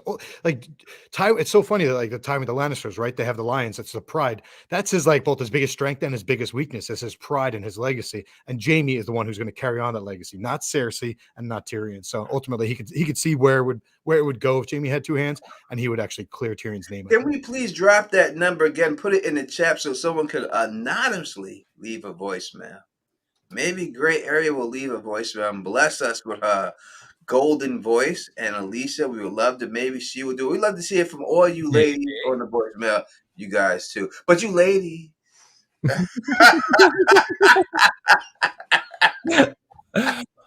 know, listen, I don't want. Listen, I'll be honest. I'm drinking a little bit. I ain't drinking a while, but I don't want you. It's been a while for a lot. Listen, I love all my dudes out there, but I don't want this shirt. Don't get it twisted. Don't get it twisted. So, Bridge, to go to your point, so you think Tywin, the trial goes very different. Tyrion gets a fair trial and gets cleared of the charges, and Cersei is pissed off at the end of it all. But Tyrion gets a little bit more clear of a trial, and Tywin orchestrates that for his release. Yeah, I just think Tywin could see where the trial would go. He knows that Tyrion's smart. He knows that Tyrion will end up declaring a trial by combat. So ultimately, he would prevent that from happening. Knowing that that's the worst case scenario, because Tywin, planning so many steps ahead, knows that Tyrion's go-to, because he did it in the area before, that he'll go to that trial by combat and know that Jaime's right there, and knowing his son and knowing his son would fight for him, and not even wanting to put in a position to lose both of his heirs in one fail swoop. One swoop, and that would be a disgusting thing. Jenna S, thank you for super chat. Please like the video, everyone. That's what she wants you to do. She paid us to say that, so please like the video, everybody. Please do that. Can I just throw something out there for book fans to get excited? The Winds of Winter, whenever it comes out. So there's a line in like the Dance of Dragons somewhere where towards the end where Barristan thinks to himself, you know how Barristan's trained. Tony, you the booty boy. I am not. Oh, no, you're not. Someone else has that title. I am not. I'm the ass man. I am the ass man. Oh, people are saying drop the number, Phil. They want you to put it in the chat. Here we go. So you know how so Barristan at the end of A Dance of Dragons, he says he thinks to himself, he's training a bunch of dudes to be knights, right? And he thinks a couple of them are going to be able to become knights soon. And there's this one, Tumco Low. He says Tumco Low is the best natural swordsman since Jaime Lannister. Since Jaime Lannister, yeah. So Barristan has it wasn't Tumco Low or the Red Lamb. I think it's Tumco Low. Not the Red Lamb. I could be wrong. I could be wrong. I thought it was the Red Lamb. No, it's just they're in the same place, right? The Red Lamb and him. Is Tumco Low known as the Red Lamb? I think you're right. I think it's Tumco Low. Yeah, it's the best natural swordsman Selmy had seen since Jaime Lannister. So like two things. A, it's like when people debate like how good actually was Jaime, it's like, well, Barristan thinks he was pretty damn good. But also just in terms of the Winds of Winter, whenever that comes out, I bet we get a pretty badass scene with Tumco Low. So just get excited for that. We have just about every member of our sister podcast in the building. Nim Handed, the Queen is in the building. Alicia is in the building. Gray Area's in the building. We only are missing one person rocking with us. That Bostonite herself. Fellow Bostonian. Oh, God. We got love for her. And she's the only one I wish we got. And they will be joining us very, very soon. What up, Mandrell's in the building, rocking with us and everything else. What up to my brother Mandrell? Oh, dude, the one you spoke about, the red lamb has a badass line. Check this out. He goes, "I am not afraid. Should I die, I will go before the great shepherd of Lazar, break his crook across my knee and say to him, why did you make your people lambs when the world is full of wolves? Then I'll spit into his eye." So this guy is about to go to town too. That's awesome. All right, Gray's gonna come on After Dark. We'll do it After Dark. You know what? Gray's gonna come on. We'll do it After Dark this Saturday night. We'll do one with Gray, and we'll discuss this whole situation and everything else that we were talking about a little bit earlier. We'll get through this whole thing, and we'll talk that shit. All right, we'll get that done on that. And if people want to go in there and bring themselves there and have that talk, maybe we can have that talk, and maybe we can squash this whole situation between creators and all that. And that number is 781-990-8509, 781-990-8509. I have that in the chat right now. Tony, if you 990-781? 781-990-8509. 09. Yep. There it is. There you go. Go ahead and everything. Take me down to Paradise City. All right, this Saturday I have plans. Oh, you have plans. And then you have plans, girl, Minnesota. Who has plans? Alice? Yeah. Not Alice. Got plans. I guess you gotta get. You gotta have those plans before the snow hits, and you get snowed in because the snow is coming in Minnesota. What is everything up there? All right, so yes, we're doing the After Dark, but we will have Direwolf City. All right, we were doing next one. I don't know if it's the next one. It all depends if American Horror Story is up, but if it is, we have one. What if Robert Baratheon never died? Right, we're doing that with them, so they'll all be here. Bridgeford will be here. All of us will be here doing that one. So look forward to that. What if Robert Baratheon never died? So that creates a whole dynamic. That I have to ask right now. Yeah. Does Tywin die? Does Tywin still live if Jaime doesn't lose his hand? Does Cersei kill Tywin to kill Tyrion? That's what that would be the next big thing I think, because I don't think that he would allow that to happen, because there would be no escape. If we did this scenario, there's no escape, right? There's none of this escape situation. Yeah. There's no catching him on the toilet. Well, we can explore the one idea that if Oberyn's doing one thing there and can't get the mountain, he's slowly poisoning Tywin possibly, and Tywin could just die from the Viper's poison. Let's ask that. Bridge, do you believe that Oberyn has been slowly poisoning Tywin? That's what caused him to take the hour-long shit. That was one of the signs. That's why he smelled so bad. That's why poopy goodbye. That's what it was, right? It's because the smell was so bad. People thought he was poisonous. And we just got, after Bridge is done, we have 3 voicemails that we just got quickly too. Oh my god! Sort of. I don't think Oberyn was, because Oberyn doesn't just want to kill Tywin. He wants Tywin to confess, right? I think Lady Olenna Tyrell has been poisoning Tywin. Okay, so you do think Tywin was in some way being poisoned? And I think it was Lady Olenna. Interesting. Because I agree with you about Oberyn. He wants them to admit it out loud and be able to live off that. See, this is what happened, and then get his revenge. It's important to him that he doesn't just kill Tywin easily like that. Yeah. So I can definitely see where you're coming from. Can I also throw this out there to the chat? There's not too much evidence to this. It's just what I suspect. And if you ask George, I bet he said this is what he suspects too, or what he's intending. So you know how like Cersei sent out Robert and she had Lancel like keep giving Robert wine so that he basically get killed by the boar. Yep. Lady Olenna Tyrell, I think Lady Olenna Tyrell killed her husband. Like the whole story is that he like maybe got drunk or something, or he just like was dumb and he rode off a cliff. I think she killed her husband. So yeah, I think she killed her husband, and now she's in the process of killing Tywin, so that her daughter would effectively be the queen without Tywin, and she would effectively be ruling the realm herself, Lady Olenna. Right, she would be in the Tywin position essentially, because Tommen is really easily manipulatable. They got rid of Joffrey, so they got rid of the crazy fucker, and they can just move on to an easier mark. And if you get Tywin out of the way, one way or another. So who would be most to gain from Tywin disappearing? from this isn't necessarily the Viper. It's the Viper wants Tywin because Tywin can actually give them receipts and answers for the things that happened. Whereas the Tyrell, she would be in full control of the realm, essentially, in like the prime position, controlling the kingdom. I'm gonna play devil's advocate to myself because I have to go back and reread the chapter. Because she wouldn't poison Tywin prior to getting that promise for Tommen to be married. So I'd have to double check the chapters. But off the top of my head, that's my memory, is that I believe that she's been poisoning him. But more than a woman. All right, here we go. Tony, should we play our voicemails?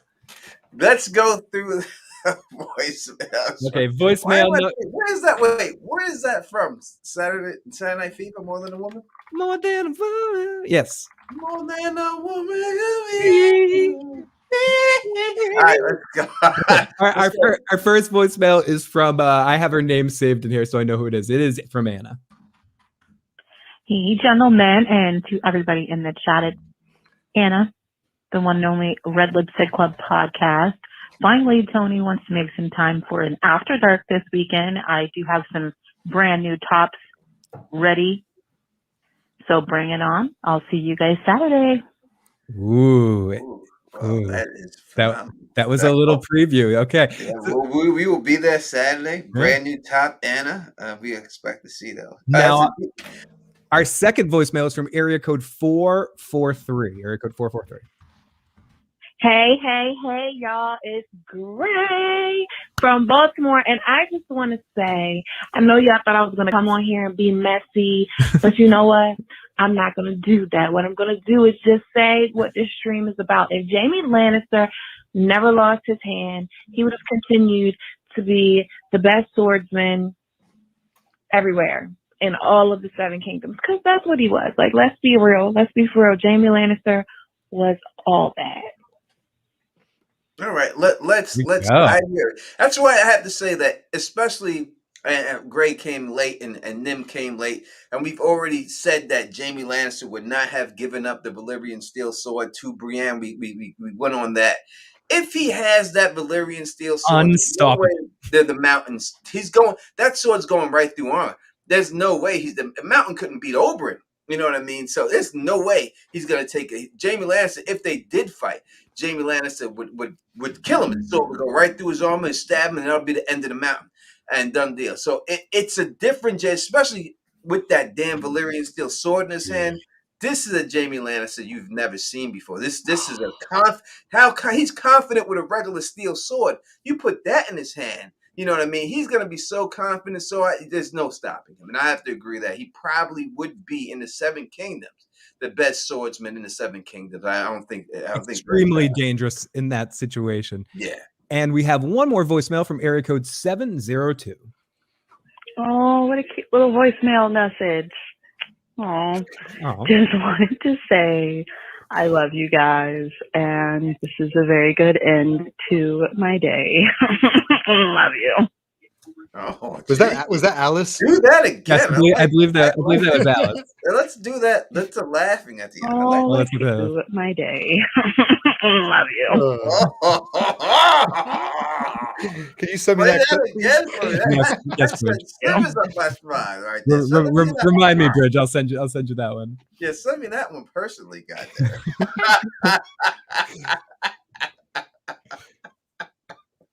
Send that to me. My day. Love you. Love you too. That's great. I love it. Thank you guys for leaving voicemails. It's always, we love babbling and stuff like that, but whenever we do these live shows, it's always, whether it be on my channel or here, we always love getting the voicemails. It makes it even more fun. It definitely does. We're gonna have a shadow of a doubt and everything else. All right. So this is where we're at a sticky point, because we got to think, we all agree that Tywin's not letting him fight the fight, and it's how does he stop it? I want to I'm going to side with, or go with, like, Bridge and clarify exactly what you were trying, since that Tywin, or just that Tywin would affect the trial and Tyrion would be acquitted from it. I think would probably be the best situation, right? That would be the easiest way to handle that. And then we were talking about whether Tywin actually still dies. And Tony, Bridge suggested that Lady Olenna might be the one that is poisoning Tywin, not Oberyn. Yeah, I don't think it's Oberyn. I don't think he's been around enough to do it. If it's the point where he's being poisoned, have to be someone who had a little bit more access to do it. I would say maybe her plot. I mean, the only people that we really hear about poisoning people would be Varys. I don't think Varys would do that.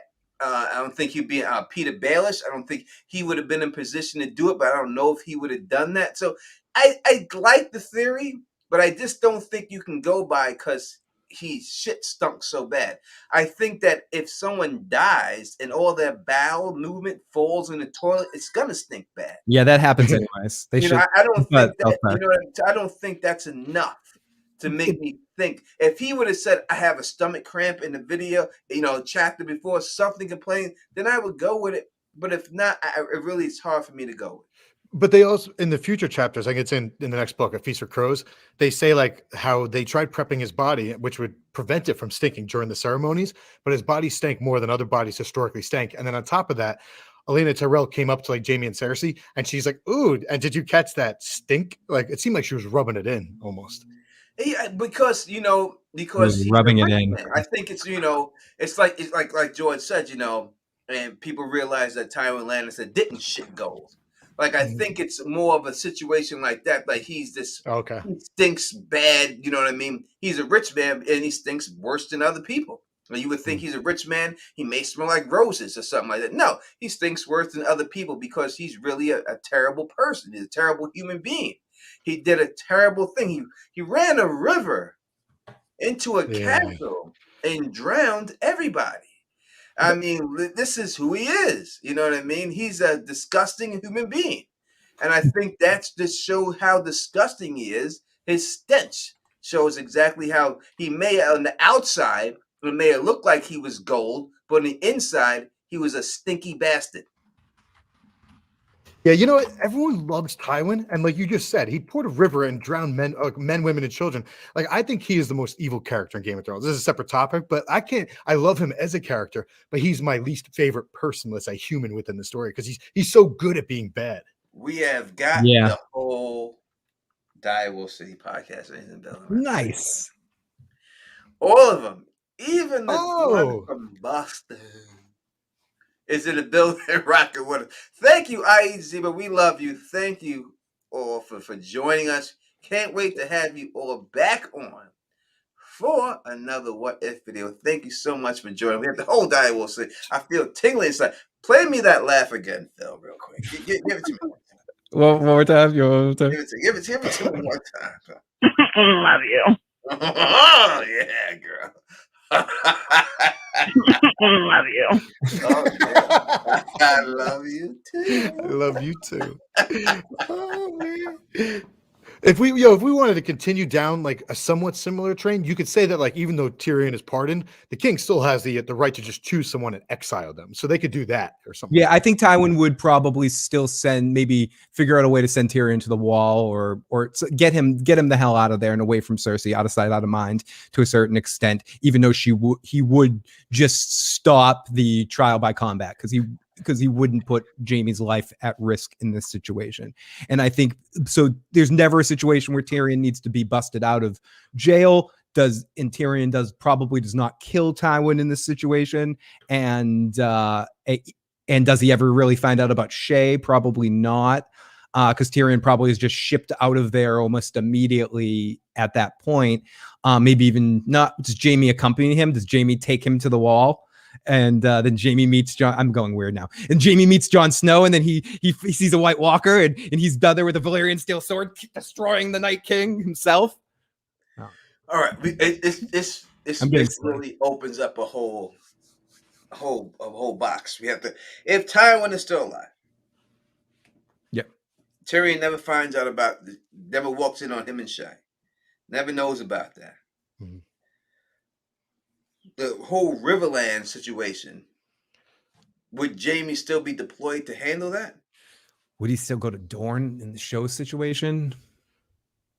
Yeah, I think that would still happen because Like it would just happen for a different reason. It really would just be Tywin telling Jaime, you got to go do that because we need to clean up the results of the war. In the books, I think a factor of that was that Jaime was going to blow up his son's spot and Cersei's spot by professing. He wanted to get away from Cersei too at that time, right? Like he was that was like he wanted to get away from Cersei. He had to get away at that particular time. He didn't want to, that's what lets everyone believe that, Jaime Lannister is going to be with Brienne before, so he doesn't want nothing to do with Cersei. But as the show showed, and that's the way it'll be, he's going back to that ass. Because there's no way, look, Cersei a freaky bitch. There's no way Brienne's going to be able to put it out there like she put it out there. You know what I mean? Unless Brienne's got a cape with an S hanging out of her pussy, there's no way. Cersei do it. Cersei do it all.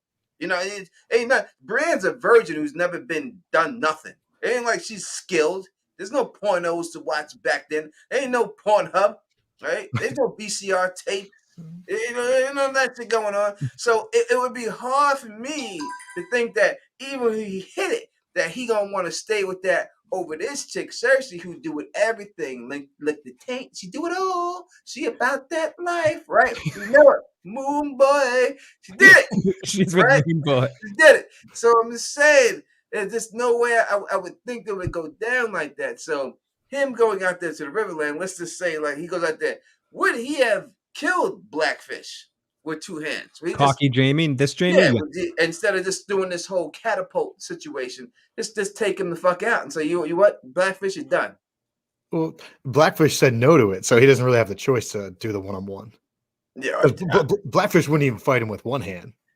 I'm not giving you the satisfaction, Jaime Lannister. Yeah, but would he just do it anyway? Because this is Jaime Lannister. Is he really looking for with a Valyrian seal sword, pissed off at the Starks?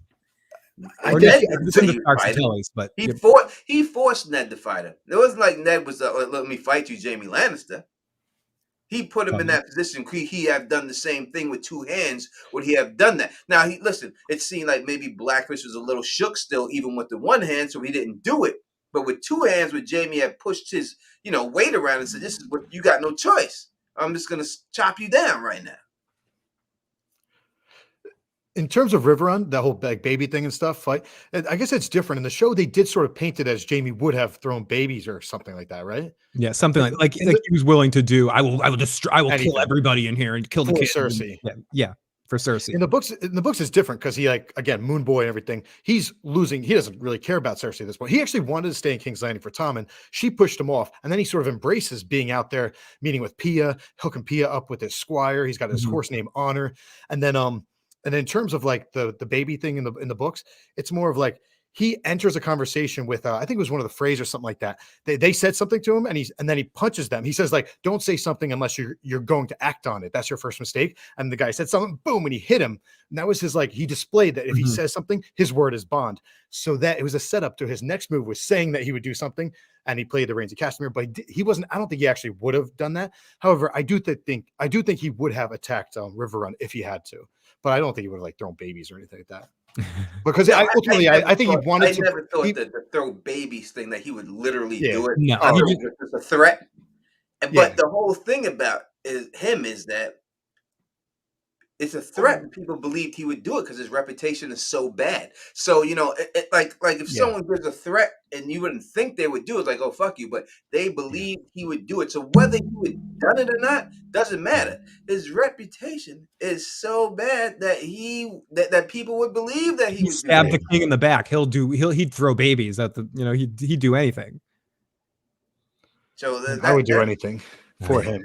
I would do it. That's what went through my head. But I won't do that. Oh shit! Oh, man. The look on Tony's face. Tony, you okay? Yeah, I'm good. I don't know what happened. I don't know what happened too. Oh my god, that was horrible. It was my singing that did it. It was bad. It was that bad. It was. I'm sorry. Oh my goodness. See, I just recently listened to Paradise by Dashboard Light. That's got to be one of the best all time. It's especially all put together, like the way it's all orchestrated and everything. It really is amazing. And it's one of my stupid go-to karaoke songs. Down goes Frasier, says Down goes Frasier. But we hope Tony's okay. Sorry. The look on Tony's face. He was like, ah! I missed that. Everyone's saying the look. He made it. Did he fall off a chair? No, I think his camera fell down or something like that. I don't know what exactly happened, but he got this really like excited, like he saw it falling towards him, kind of face. It was great. I did not fall off a chair, Briggs. Jesus Christ. Fucking No, I think I'm saying that his computer fell or his webcam fell towards him and he like reacted and caught it or something like that as it was falling forward. That's what it looked like to me. A lot of people in the chat said his face too. They saw exactly the pitch of my voice literally rocked. It was so bad. It horrified it. Oh my goodness. Did he fall off the chair? Says Jackie C. And Jackie C asked a question earlier just before we get past it. I think Tyrion does either get just sent out of King's Landing somewhere, maybe even over to Essos or something, or to the Wall. I think that's where Tyrion ends up in this particular scenario. Would you raise me up? Would you help me? I can't get that freaking song out of my head now. Should not have done that. But I won't do that. Jenna H. That's a voicemail. Let's listen to Jenna H's voicemail. Tony, are you okay? That's another saved voice clip. Tony, are you okay? Oh, that's a saved one? Tony, are you okay? No, I mean we need to save that. We need to play that like save that giggle too. I got let me check. My camera may be I'm looking at it now. It's kind of isn't cracked, is it? No, that's right. Oh, I put the wrong one in there. Shit. That's the wrong camera. Who's the other one? No, it's not cracked or anything like that. Oh, good. Oh, thank God. Good. No, I got a backup anyway if it was, but that's not the case. Where is it? Oh, there. That's why. It's hanging over the light. I know, Jesse. I was about to play the harmonica, pull out the drums or something, and play some music to get us through the technical difficulties. No, keep going. I'm here. I'm here. So Jaime right now I think he isn't afraid to attack the Riverlands. But I agree. I don't think he's gonna kill any babies. I just think in that moment it was supposed to show how he's learned from Tyrion and his father in some ways to be able to use his mind instead of his strength. But I wonder, and again, this goes to the what if situation, if he doesn't lose his hand, if he doesn't go all through this, whether he's honor bound and has a good heart, does he learn the mental skills he needs to, or is he still relying so much on his physical prowess that he isn't smart enough to know that there's other ways to handle things? I mean, maybe seeing what Tywin does to get Tyrion off or something like that solves the problem in some ways, but it's hard to tell if that would happen exactly. And he would be that person because I'm almost with you. Jaime is one of my favorite characters too, in some ways, especially going from, because I think especially book Jaime shows so much of an arc going from a horrible person to a great person. The show dialed it back a little bit towards the end with having go back to Cersei and staying a little loyal to Cersei longer. But I still think both show and book had like an excellent arc for that character. But I do think a lot of it was predilected on that hand. And if he doesn't lose the hand, it's not even so much about what he loses and going through the same story points. Is he able to learn to use his heart and his brain more, Bridge? Or does he still rely on being the best swordsman in the world? So I guess a part of the reason why I don't think he changes as much as a lot of people may think he changes is because I don't think he was ever a bad person. I think he was always a great person, actually. Mm-hmm. And I'll just give one example that I always like to bring up is so back I think it was during Robert's Rebellion. So one of Tywin's hands, I think it was like Chelstead or something like that, something like CH something. He wasn't doing a good job. Mad King Aerys burned him. That's part of the reason that Jaime has a PTSD. Mad King Aerys then got turned on, went to his bedroom, and had sex with his wife. Now, when he was having sex with his wife, he was raping her, and he was hurting her. She was yelling, and Jaime looked at, I forget which one it was. It might have been like Jonathan Darry. It was one of the other Kingsguard was there, and he looked at him. He's like, "We swore to protect her." And the guy goes, "Yeah, but not from him." So I always kind of viewed Jaime as a good guy. Just he was a kid. At that time, he was, I think, 16 to 18, around that age. I mean, he was a kid. All right, so what happened was, I'm sorry if people are wondering, then I fucking fall off my fucking chair. All right, Jesus Christ, I'm dying. It doesn't happen to me. All right, for some reason, my light, my ring light, the Yeah. cable was under my foot. Oh, So I stepped on it and it leaned it forward and it pushed it over and it pushed everything over to the right. That's right. I don't know why that cable's never been nowhere near my feet or anything, but I guess it's just because I was doing all that stuff and everything. But now I didn't fall off my chair. Look, I've been on streams with LT Giles drinking, all right, from back in the day. If y'all know what that is, and y'all know what oh the yeah. deal is. LT could fall asleep occasionally. Yeah, so nothing like that has ever happened to me. I'm the Don, man. Come on, the Don. If you, sure, listen, Red Sox fan. Where you at, Red Sox fan? You're in the same spot the Yankees are at, aren't you? Right?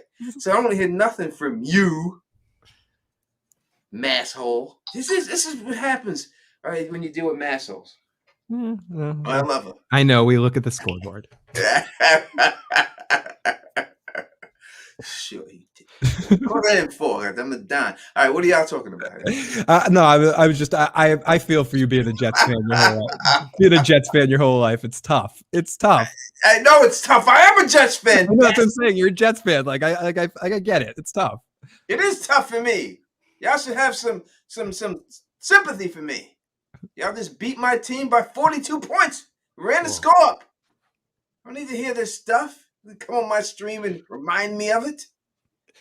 I guess where we got to is that like ultimately, does Jaime losing his hand allow him to sort of embrace different techniques? So when he's during his whole Riverlands subplot in A Feast for Crows, he's pretty diplomatic and he's pretty good, both like up at Harrenhal, then at River Run, and then at Black whatever that other, with the big tree there, the Blackwoods and the I always get them confused. Those two houses. With the Weirwood tree? Yeah, what are the Brendan? The one that Blood Ravens related to? Yeah, there's Blackwoods, and what's the other house that they're interrelated, but they always hate each other? The Blackwoods and the other house. The one that Blood Ravens are related to him, and then the other one that's there. Oh, what the fuck! Now you make me the Brackens. There you go. Is it Gold the Soul Radio. The Brackens. Yeah, it is the Brackens. The Brackens. So the real question is, the like, Blackwoods and the Brackens. You're correct. And I want everyone to know, just in case y'all don't know, I'm just fucking with I Zebra. She know I love her. Yeah. This is what Boston and New York people do. This is a Boston, New York thing. This is the way it goes. All right? This Y'all is ain't from what out we here. do. Y'all don't understand it. So if you didn't do this, we'd be offended. Tony, if you trying to start problems, man. Right? Tony, if you didn't do this, we'd be offended. It's part of the love that Boston and New York people give each other. It's true. That's just the way it goes. I take my losses as gracefully as I can. You know what I mean? Because we've whipped their ass many more times than they whipped ours. So it's easy for me. It's easy for me to talk about the Knicks, how we just whooped up on Boston, but we're not gonna talk about that right now. 17 championships, but whatever. We about this right now. Okay, different topic. Sorry guys. All right. That will be a private stream that we'll do a different time in the future. But yeah, Why So Curious? That's a new person. I've never seen Why So Curious. I don't think before. I think they were with us maybe just last week for the first time, or all right. Thank you for joining us again. Why So Curious? And so Tony, like where we are is basically, does Jaime at this point post the trial, the trial by combat not happening out in the world with a Valyrian steel sword, is he able to get away from using his hands and his talents and use his brain in certain situations, or is he the same old Jaime Lannister the whole time, and we have to think about him in different situations, like pre-captured Jaime? Like, is he coming back out? Is he changed enough at this point to do great things? I think not great things, but I think you do have to take into account that he would not be the same Jaime because he still went through the whole thing with Brienne. So I think that did change his character somewhat. I don't think it would be as drastic as it was because he wouldn't feel as helpless. You know what I mean? So I think he would think that he could fight his way out of many situations that he doesn't feel like he would have to fight his way out of right now when he had lost his hand. So, but I do think he'd be a changed character. I do believe that would go down like that. You know what I mean? So I think it's a different Jaime, but not all the way that we've seen with Brienne. He's not that humble. Yeah. You know what I mean? He's not as humble because listen. he's the best fighter in Westeros. At this point, it yeah. means something. You know what I mean? Well, except for that guy from that fought Jon Snow up in Craster's Keep with the knives and stuff like that. Oh, that was Janelle. What's his name from Janelle? He could take Janelle. down Jaime. Yeah, Yeah, Janelle. he couldn't take Jaime with those knives. Jon Snow's not that good of a fighter. I don't know why everyone's got this whole thing about Jon Snow. He's not. You know what I mean? He's not. All right. Okay, yeah. Sorry about that. But so Jaime, in your mind, is changed enough to still make better decisions in the world at this point. Yes. I think he still wants to have, because I think what Brienne brought out of him is that, you know, all of what is legacy. You know, it comes down in the end, you know, as Tywin told him, like, you know, Tywin said, listen, in the end, I'll be dead, your sister be dead, your brother be dead, but what lives on? The name. Yeah. And I think that made him think of his own legacy. He's going to die no matter what. You're not going to live forever. He's going to have a legacy left. And what is that going to be? And I think he starts to care about that with Brienne a little bit more. What is my legacy? How are people going to remember me? Tony, am I just going to be known as the Kingslayer? So I think that is what really changes him and makes him want to leave something in that white book that people could look back on and he could be proud of when they read that, thinking about, yes, I would be proud they know me as that. Tony, Tulka in the live chat says a very similar point that you just made. Brienne reminds Jaime of the awe he once had for knighthood, and that helps send him down in that direction. So yeah, I can definitely buy that his Brienne's influence on him historically in that relationship helped change him as much as losing his hand changed him. And maybe this with the sword and with his right hand, at this point he would just be a lot more cocky. Yeah. So No Name says what is Jaime's heart in conflict? If it would be his sister, I would think, right? His heart would be in conflict with the way Cersei is and everything. That would be the biggest conflict I think he had more than anything. If that was it and everything else. So I guess, I mean, if we're saying Jaime at this point, the next place to lodge where we could go with Jaime without going complete speculation, would Jaime with two hands. Do we talk about the White Walkers and Dany coming over? We can do that, but real quick, we have to say these things that would happen too. Tywin's still alive. That means there's no faith of the militant. That's not happening. If Jaime's alive and Tywin still lives, there's no way Tywin's allowing the faith of the militant to come in there and take Cersei and put her prisoner. All that shit's mute because it's done. Not with Tywin there. You crazy?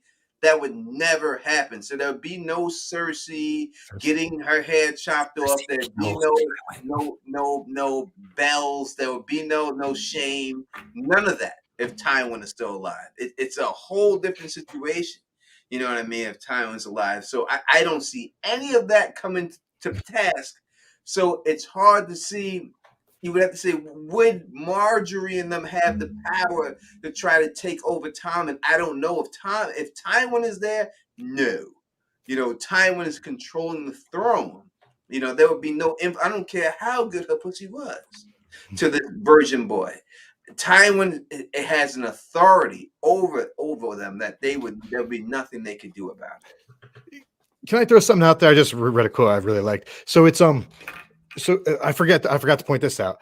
Catelyn made him pledge that oath, the two oaths, so basically to not take up arms against the Stellys and the Tarks and to return her daughters to her. She had a sword up. First of all, she got him drunk. He is chained up, drunk, and she put a sword up to him when she made him make that vow. So like that's not a real vow. He did not have to honor that at all. But in his third chapter, so this is before he even loses his hand, and you get inside his head because the rolling third person limited chapter, and he thinks to himself, he's like, I just can't wait to honor this because the whole world expects me not to honor it. So this is before he even lost his hand, which goes to show you that like Jaime, I don't know, either he was already a good guy or he was already changing, let's say, before he even lost his hand. Because someone in the chat mentioned it, just being humbled by Rob Stark. I feel what you're saying. Like you know what I mean. You know what I mean. I definitely think that he's definitely changing and everything else like that without a shadow. We got Jalen Ace saying, "Holy Bridge is back. Like we love you, Bridge. We miss you. You got to be here, man. It ain't the same without you, bro. You got to have you in here, bro. We're doing our best without you, but come on, we're struggling, bro. You speech. You need all three parts of the Triforce, you know. That's the only way it works, man. But anyways, let's not kill Bridge too much. But Tony's 100% correct, as OTDA said. There was a couple of other Jaime. Does Jaime still meet Lady Stoneheart in this scenario? Bridge, talk about that. What happens with Jaime has two hands, Lady Stone? Does that whole situation pan out? Well, he hasn't technically met her yet in the books, but yeah, I think ultimately, if he's still going to be sent out to the Riverlands, we have him going there under different orders via Tywin as opposed to via Cersei. But ultimately, the same thing's going to go down. He's just going to have two hands this time. I can't wait to see what happens with that. That's wild. No doubt. Fritz, thank you for the super chat 420 saying cheers to you too, brother. Cheers to you. We got this guitar drink. Pour that drink up for you right there and everything else. And they were like, look, Jackie C is saying Tony's writing a love song for Bridge 4. You know, I've written many love songs for Bridge 4. He already know that we don't talk about that stuff in public. All right. So I would say let's go. So does Tywin die eventually, though? Okay, do we just accept that in this scenario, Tywin is running King's Landing with Tommen, and at this point, and Tywin is perpetuating House Lannister at this point? Does Cersei end up marrying Iron Fist there? Loras in this scenario? Does Tywin? It's so hard to tell because the bottom line is that, you know, without the Faith militant fucking things up and coming in there and allowing Marjorie and them to take somewhat advantage of Tywin, that it's hard to see how Tywin would die. I don't know how they would kill him if he was still there. I mean, the only way he died was because of Tyrion. Or Cersei. Like, I keep bringing up the fan fiction tinfoily thing that Cersei, if she's not getting her way and Tywin stops her over and over again. I just don't see. Probably not. You're right. She's not that stupid. She's not that stupid.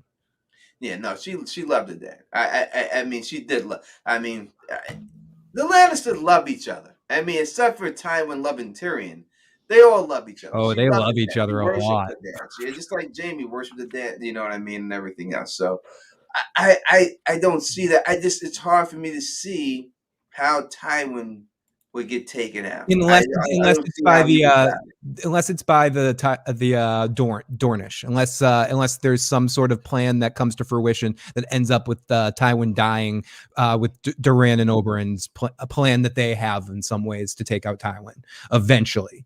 That they're the usual suspects to be able to kill Tywin left in the story at this point, because the Viper doesn't die from the mountain, so he's out there and he wants Lannister blood and answers, and he's gonna have to get that somewhere somehow, and he's a hard out. And if Jaime's gone, who's stopping the Viper at King's Landing? I don't think the Viper would even really truly attempt it with Tywin there. Tywin has this fear over people, right? His legacy rings out. He has such a respect that I don't think that, like, they only challenge House Lannister because Tywin's not there. But with him there, I just don't even think the people would even have the balls to even go up against him. You know, I just don't. I don't see that. I mean, I don't see Tywin dying. I see Tywin sitting enthroned and Tywin just telling him what to do the whole time. I don't see Marjorie being able to take over. I don't see any of that happening at all. I just think Tywin is too much of a pimp to have that. He's too much of a boss. The only question I have is, does Oberyn and Doran fear him in the right way, in the sense that they fear him but still want to challenge him and think that they could outsmart him in some way? Well, I think there's a mistake in grouping them together, because Oberyn's rogue compared to Dorne. Fair, yeah, definitely true.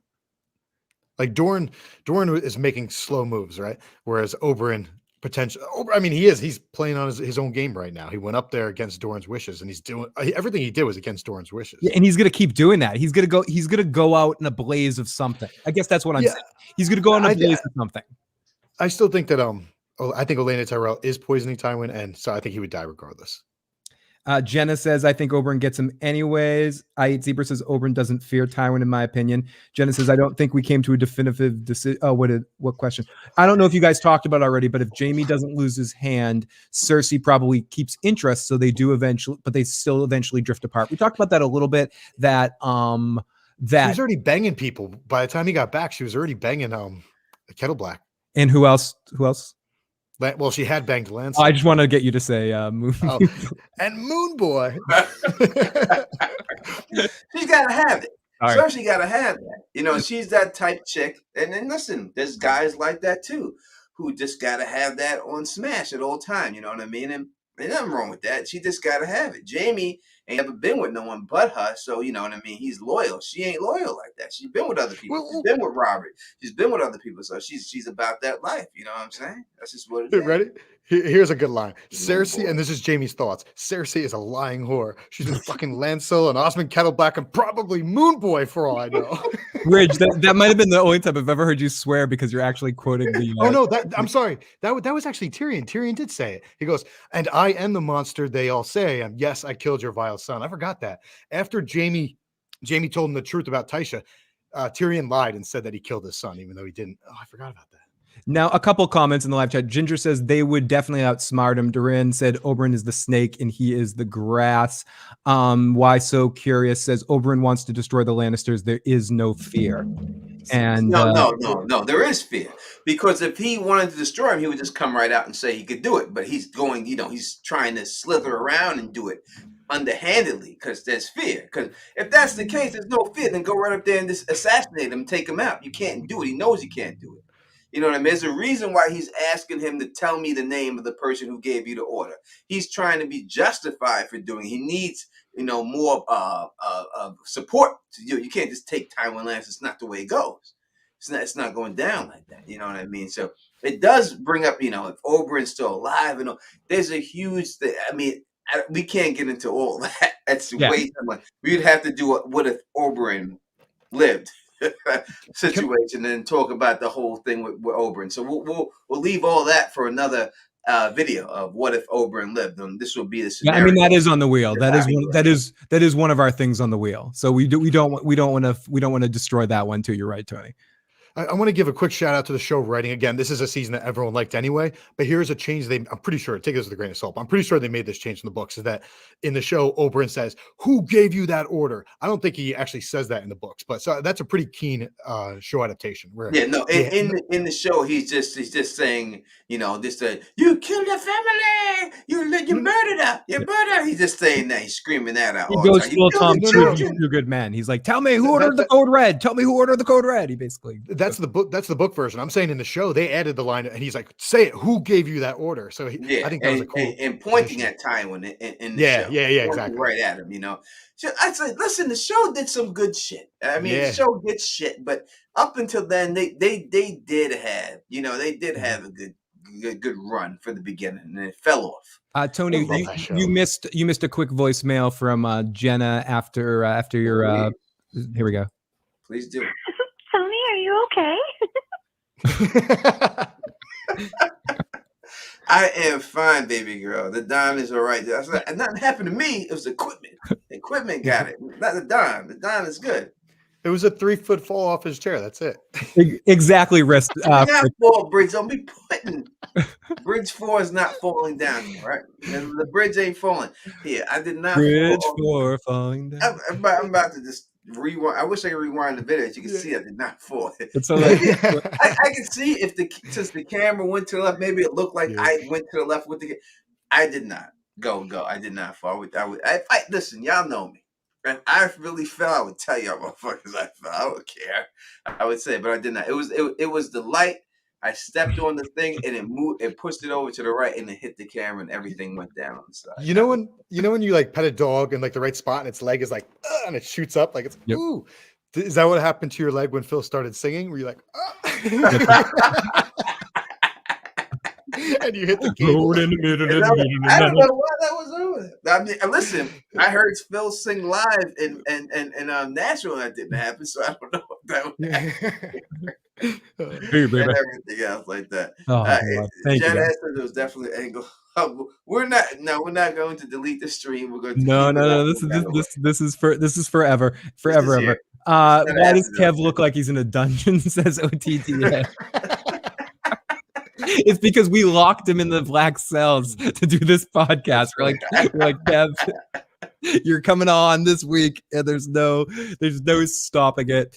Okay, so I guess the last two things to talk about. I mean, there's a few other things we could touch, but just to sort of, we like to keep these around 2 hours. So to like the last couple of topics that we have is how does Jaime? I guess he's going to meet Lady Stoneheart at some point, but does he make it to fight in this scenario, to make it to fight the White Walkers, and help in that battle? And is there any? And does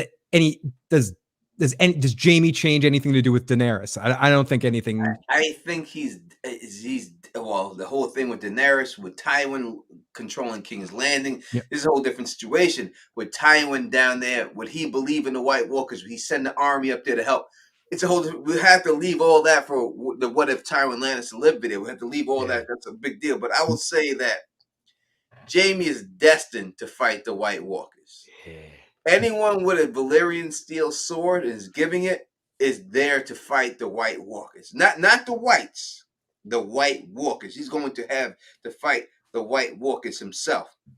Not like we've seen in the show. It wouldn't be him just fighting the Whites. The White Walkers didn't fight anybody in the show, all right, at all, when it came down to that final battle. It was just Arya coming out of left field, and you can look at my last video that I put up. Great video. That Arya was not supposed to kill the Night King. She was supposed to die in season 7, and they changed their mind, but she was supposed to be taken out. It was all different. Jaime is definitely destined to fight the White Walkers. There's no doubt about it. That's what it's all building up to. One hand or not, he's fighting the White Walkers. That's the way. So Jaime with two hands. Bridge, does he choke out Cersei? Where's that coming from? I don't get the question. Saying is Jaime the Valonqar. Yeah, does Jaime being with two hands, does he eventually kill Cersei in this situation? No, I mean the dude's just like, he's absolutely head over heels in love with her. I mean, even like the one thing I love about the show is that even if he falls for Brienne, ultimately he still loves Cersei. No matter, even knowing who she is and how terrible she is, his love is what's the word? It's unconditional. Unconditional, exactly. I mean, it would have to be if you fuck Moonboy and I'm still coming back to you.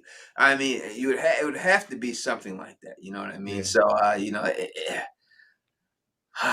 I don't know if he's the one to do it in the end. I don't think. I mean, so Jaime Lannister has two hands. He's the one that killed the Night King, of course. Like if he's the one that kills all the White Walkers himself with that. You can check my video that I made about the King Slayer, about Jaime Lannister actually landing the final blow on the Night King to save Jon Snow's life and stabbing the Night King in the back because he's the King Slayer. He stabs him in the back.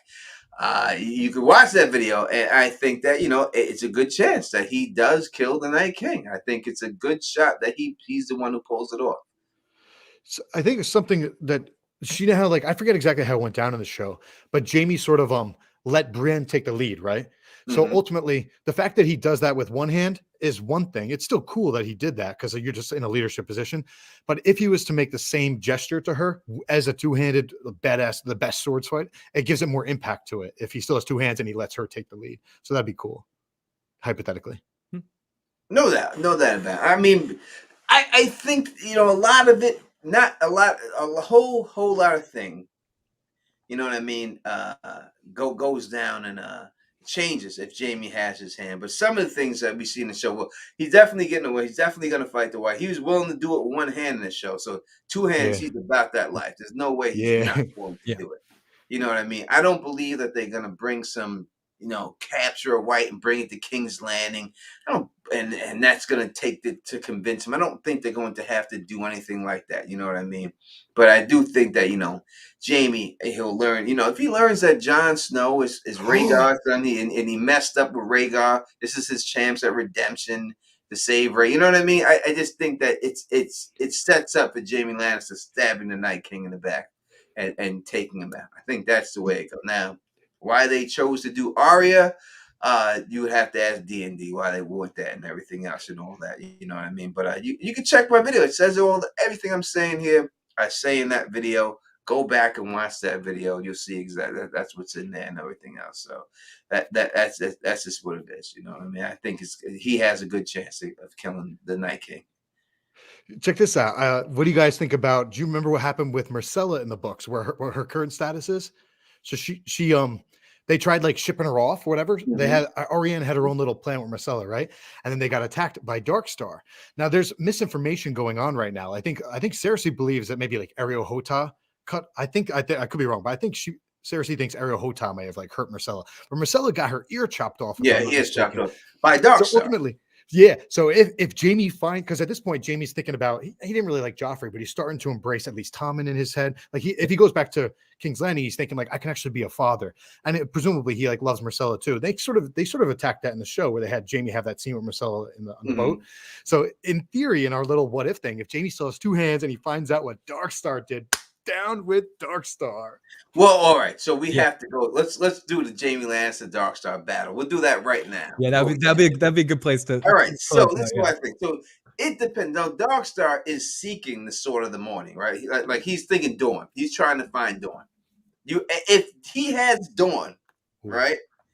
And Jaime Lannister has his Valyrian steel sword. I know we named Lion's Bane. What do we call Lion's thing? What was it called? Oathbreaker. If he had Lion's Oath Keeper.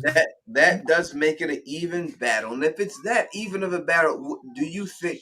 I mean, I would think that Jaime should be able to beat Darkstar. I don't see Darkstar being this great fighter. He's never known as this great fighter. I really think he's like Boba Fett. You know what I mean? Like, you know how Boba Fett in Star Wars wasn't supposed to be anything, but the fans liked the character so much they had to make him something. Yep. I think that people like the little streak of hair, you know, a white hair in him. You know what I mean? And now he has to be something. I think that's what it is with him. So I think Jaime Lannister takes him out pretty easy. Yeah, we were on a stream where Darkstar just came up, and I quickly said like it was like Darkstar and Lynn Corbray or something like that, and I was like, oh, maybe it's a toss up, blah blah blah. But like we know that someone like Lynn Corbray is a skilled fighter, and I like assume that Darkstar is too. But then Tone on that stream, you even put out like we don't really know that he is a good fighter. We don't, but we know Jaime. And we know Jaime is, exactly. We know Arthur Dane thought Jaime was one of the best he's ever seen other than himself.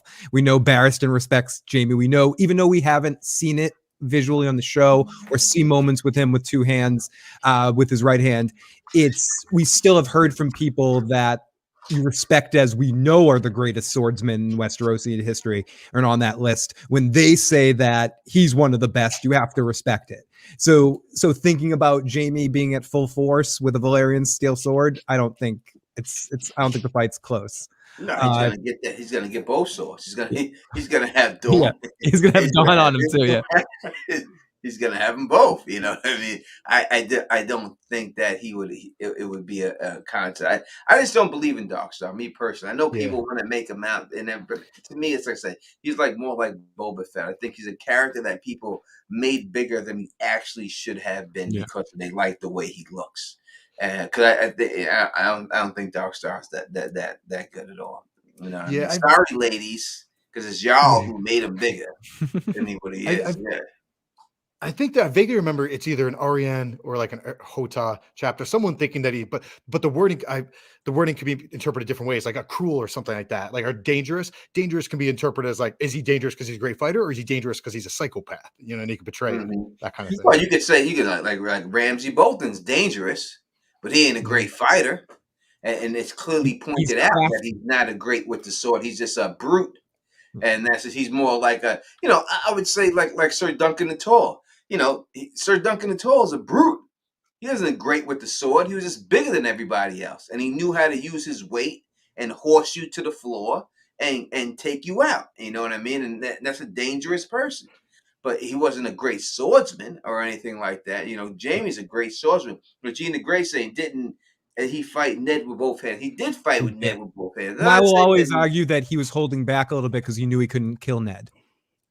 What do you think about the Ned Stark fight, Bridge? Do you think that Ned was that good to hang with Jaime? The show made Ned Stark an A-level fighter, even though he wasn't. But yeah, in the show they made him equal to Jaime.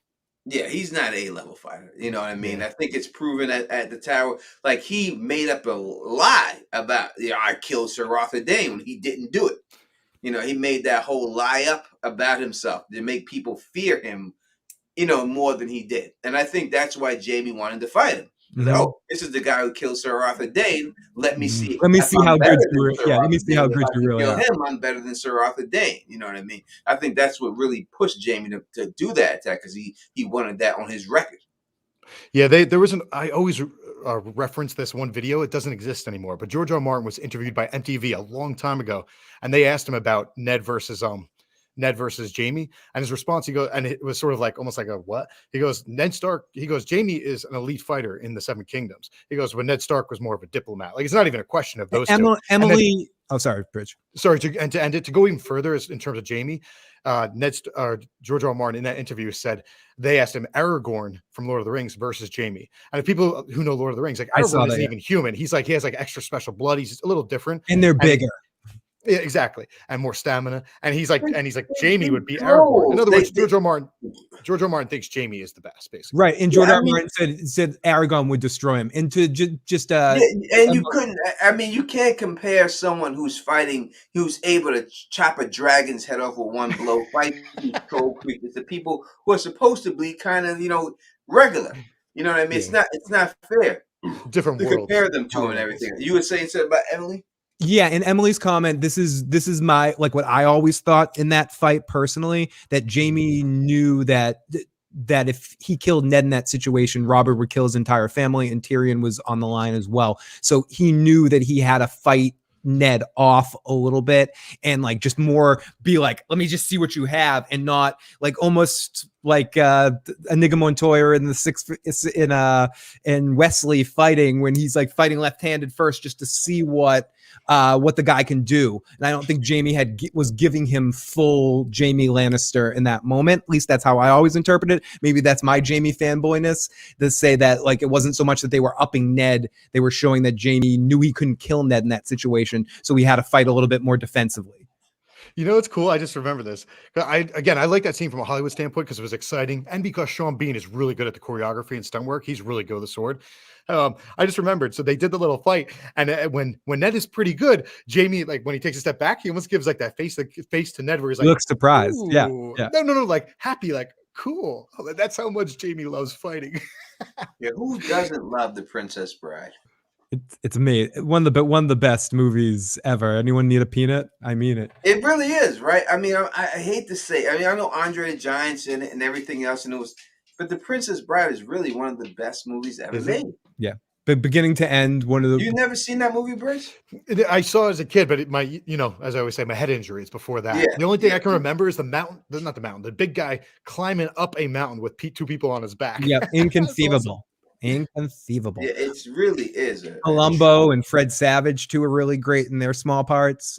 Peter Falk, great movie. Jenna S said I had a huge crush on Wesley. So many people did. I had a huge crush on Buttercup, Robin Wright Penn there, or is it just Robin Wright now? Thanks, Christina, for joining us tonight. I don't know if I've seen your name. Maybe I have. I'm drinking tonight. Marriage is what brings us together today. My man Mandrell said, "I'm with you guys. It's one of the. It is. It truly is. It really is. You haven't had a chance to watch it, and also watch the Western, The Harder They Fall on Netflix. I just did a review on that. If you're looking for it, go watch that video. The Harder They Fall. It's a really good show, a really good movie on Netflix. I think it's probably the best Netflix movie they ever made. Without a shadow of a doubt, it's a really good Western, really good movie. All right, we're gonna get up out of here because obviously we try to keep these to 2 hours and everything else. But before we go, we're gonna give you 10 minutes to ask any questions that you want. Ooh. You can ask any questions on any topic matter. Hopefully, you stick to this. All right, and we'll go through it now. Jackie C ask me that on the next Sunday's Sunday Night Live with Joe. I'll answer that because I don't want to. I know Bridge did. He covered it this season, but I've watched it. I watched the first season when it was on Lifetime, and so I'm all caught up on that show. But we don't want to hijack this stream to a You podcast. But I will definitely talk about it next Sunday. One thing I'll recommend to everybody out there: watch Money Heist. The final part comes out December 3rd. That show is incredible. It's awesome. If anybody watch Squid Game, Bridge, Squid Game. Awesome. Absolutely. Yeah, right.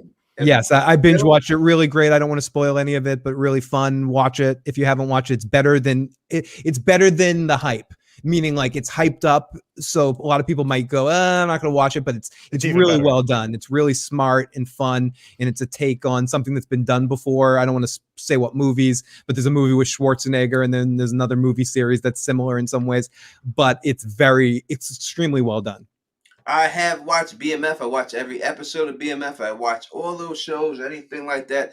I've definitely, I considered doing reviews on that show, but I don't know. We'll see. I have watched BMF though. I definitely have watched it, no doubt about it, and everything else. What if John had silver hair? I don't know how that affects things, but I think maybe they would have died. Look at Tom H's avatar. Tom H is upside down. Is he upside down? Yeah, that's doing a backflip, I think. Yeah, whoa, that's like mid backflip. Wow. Yeah. Jesus, Tom H.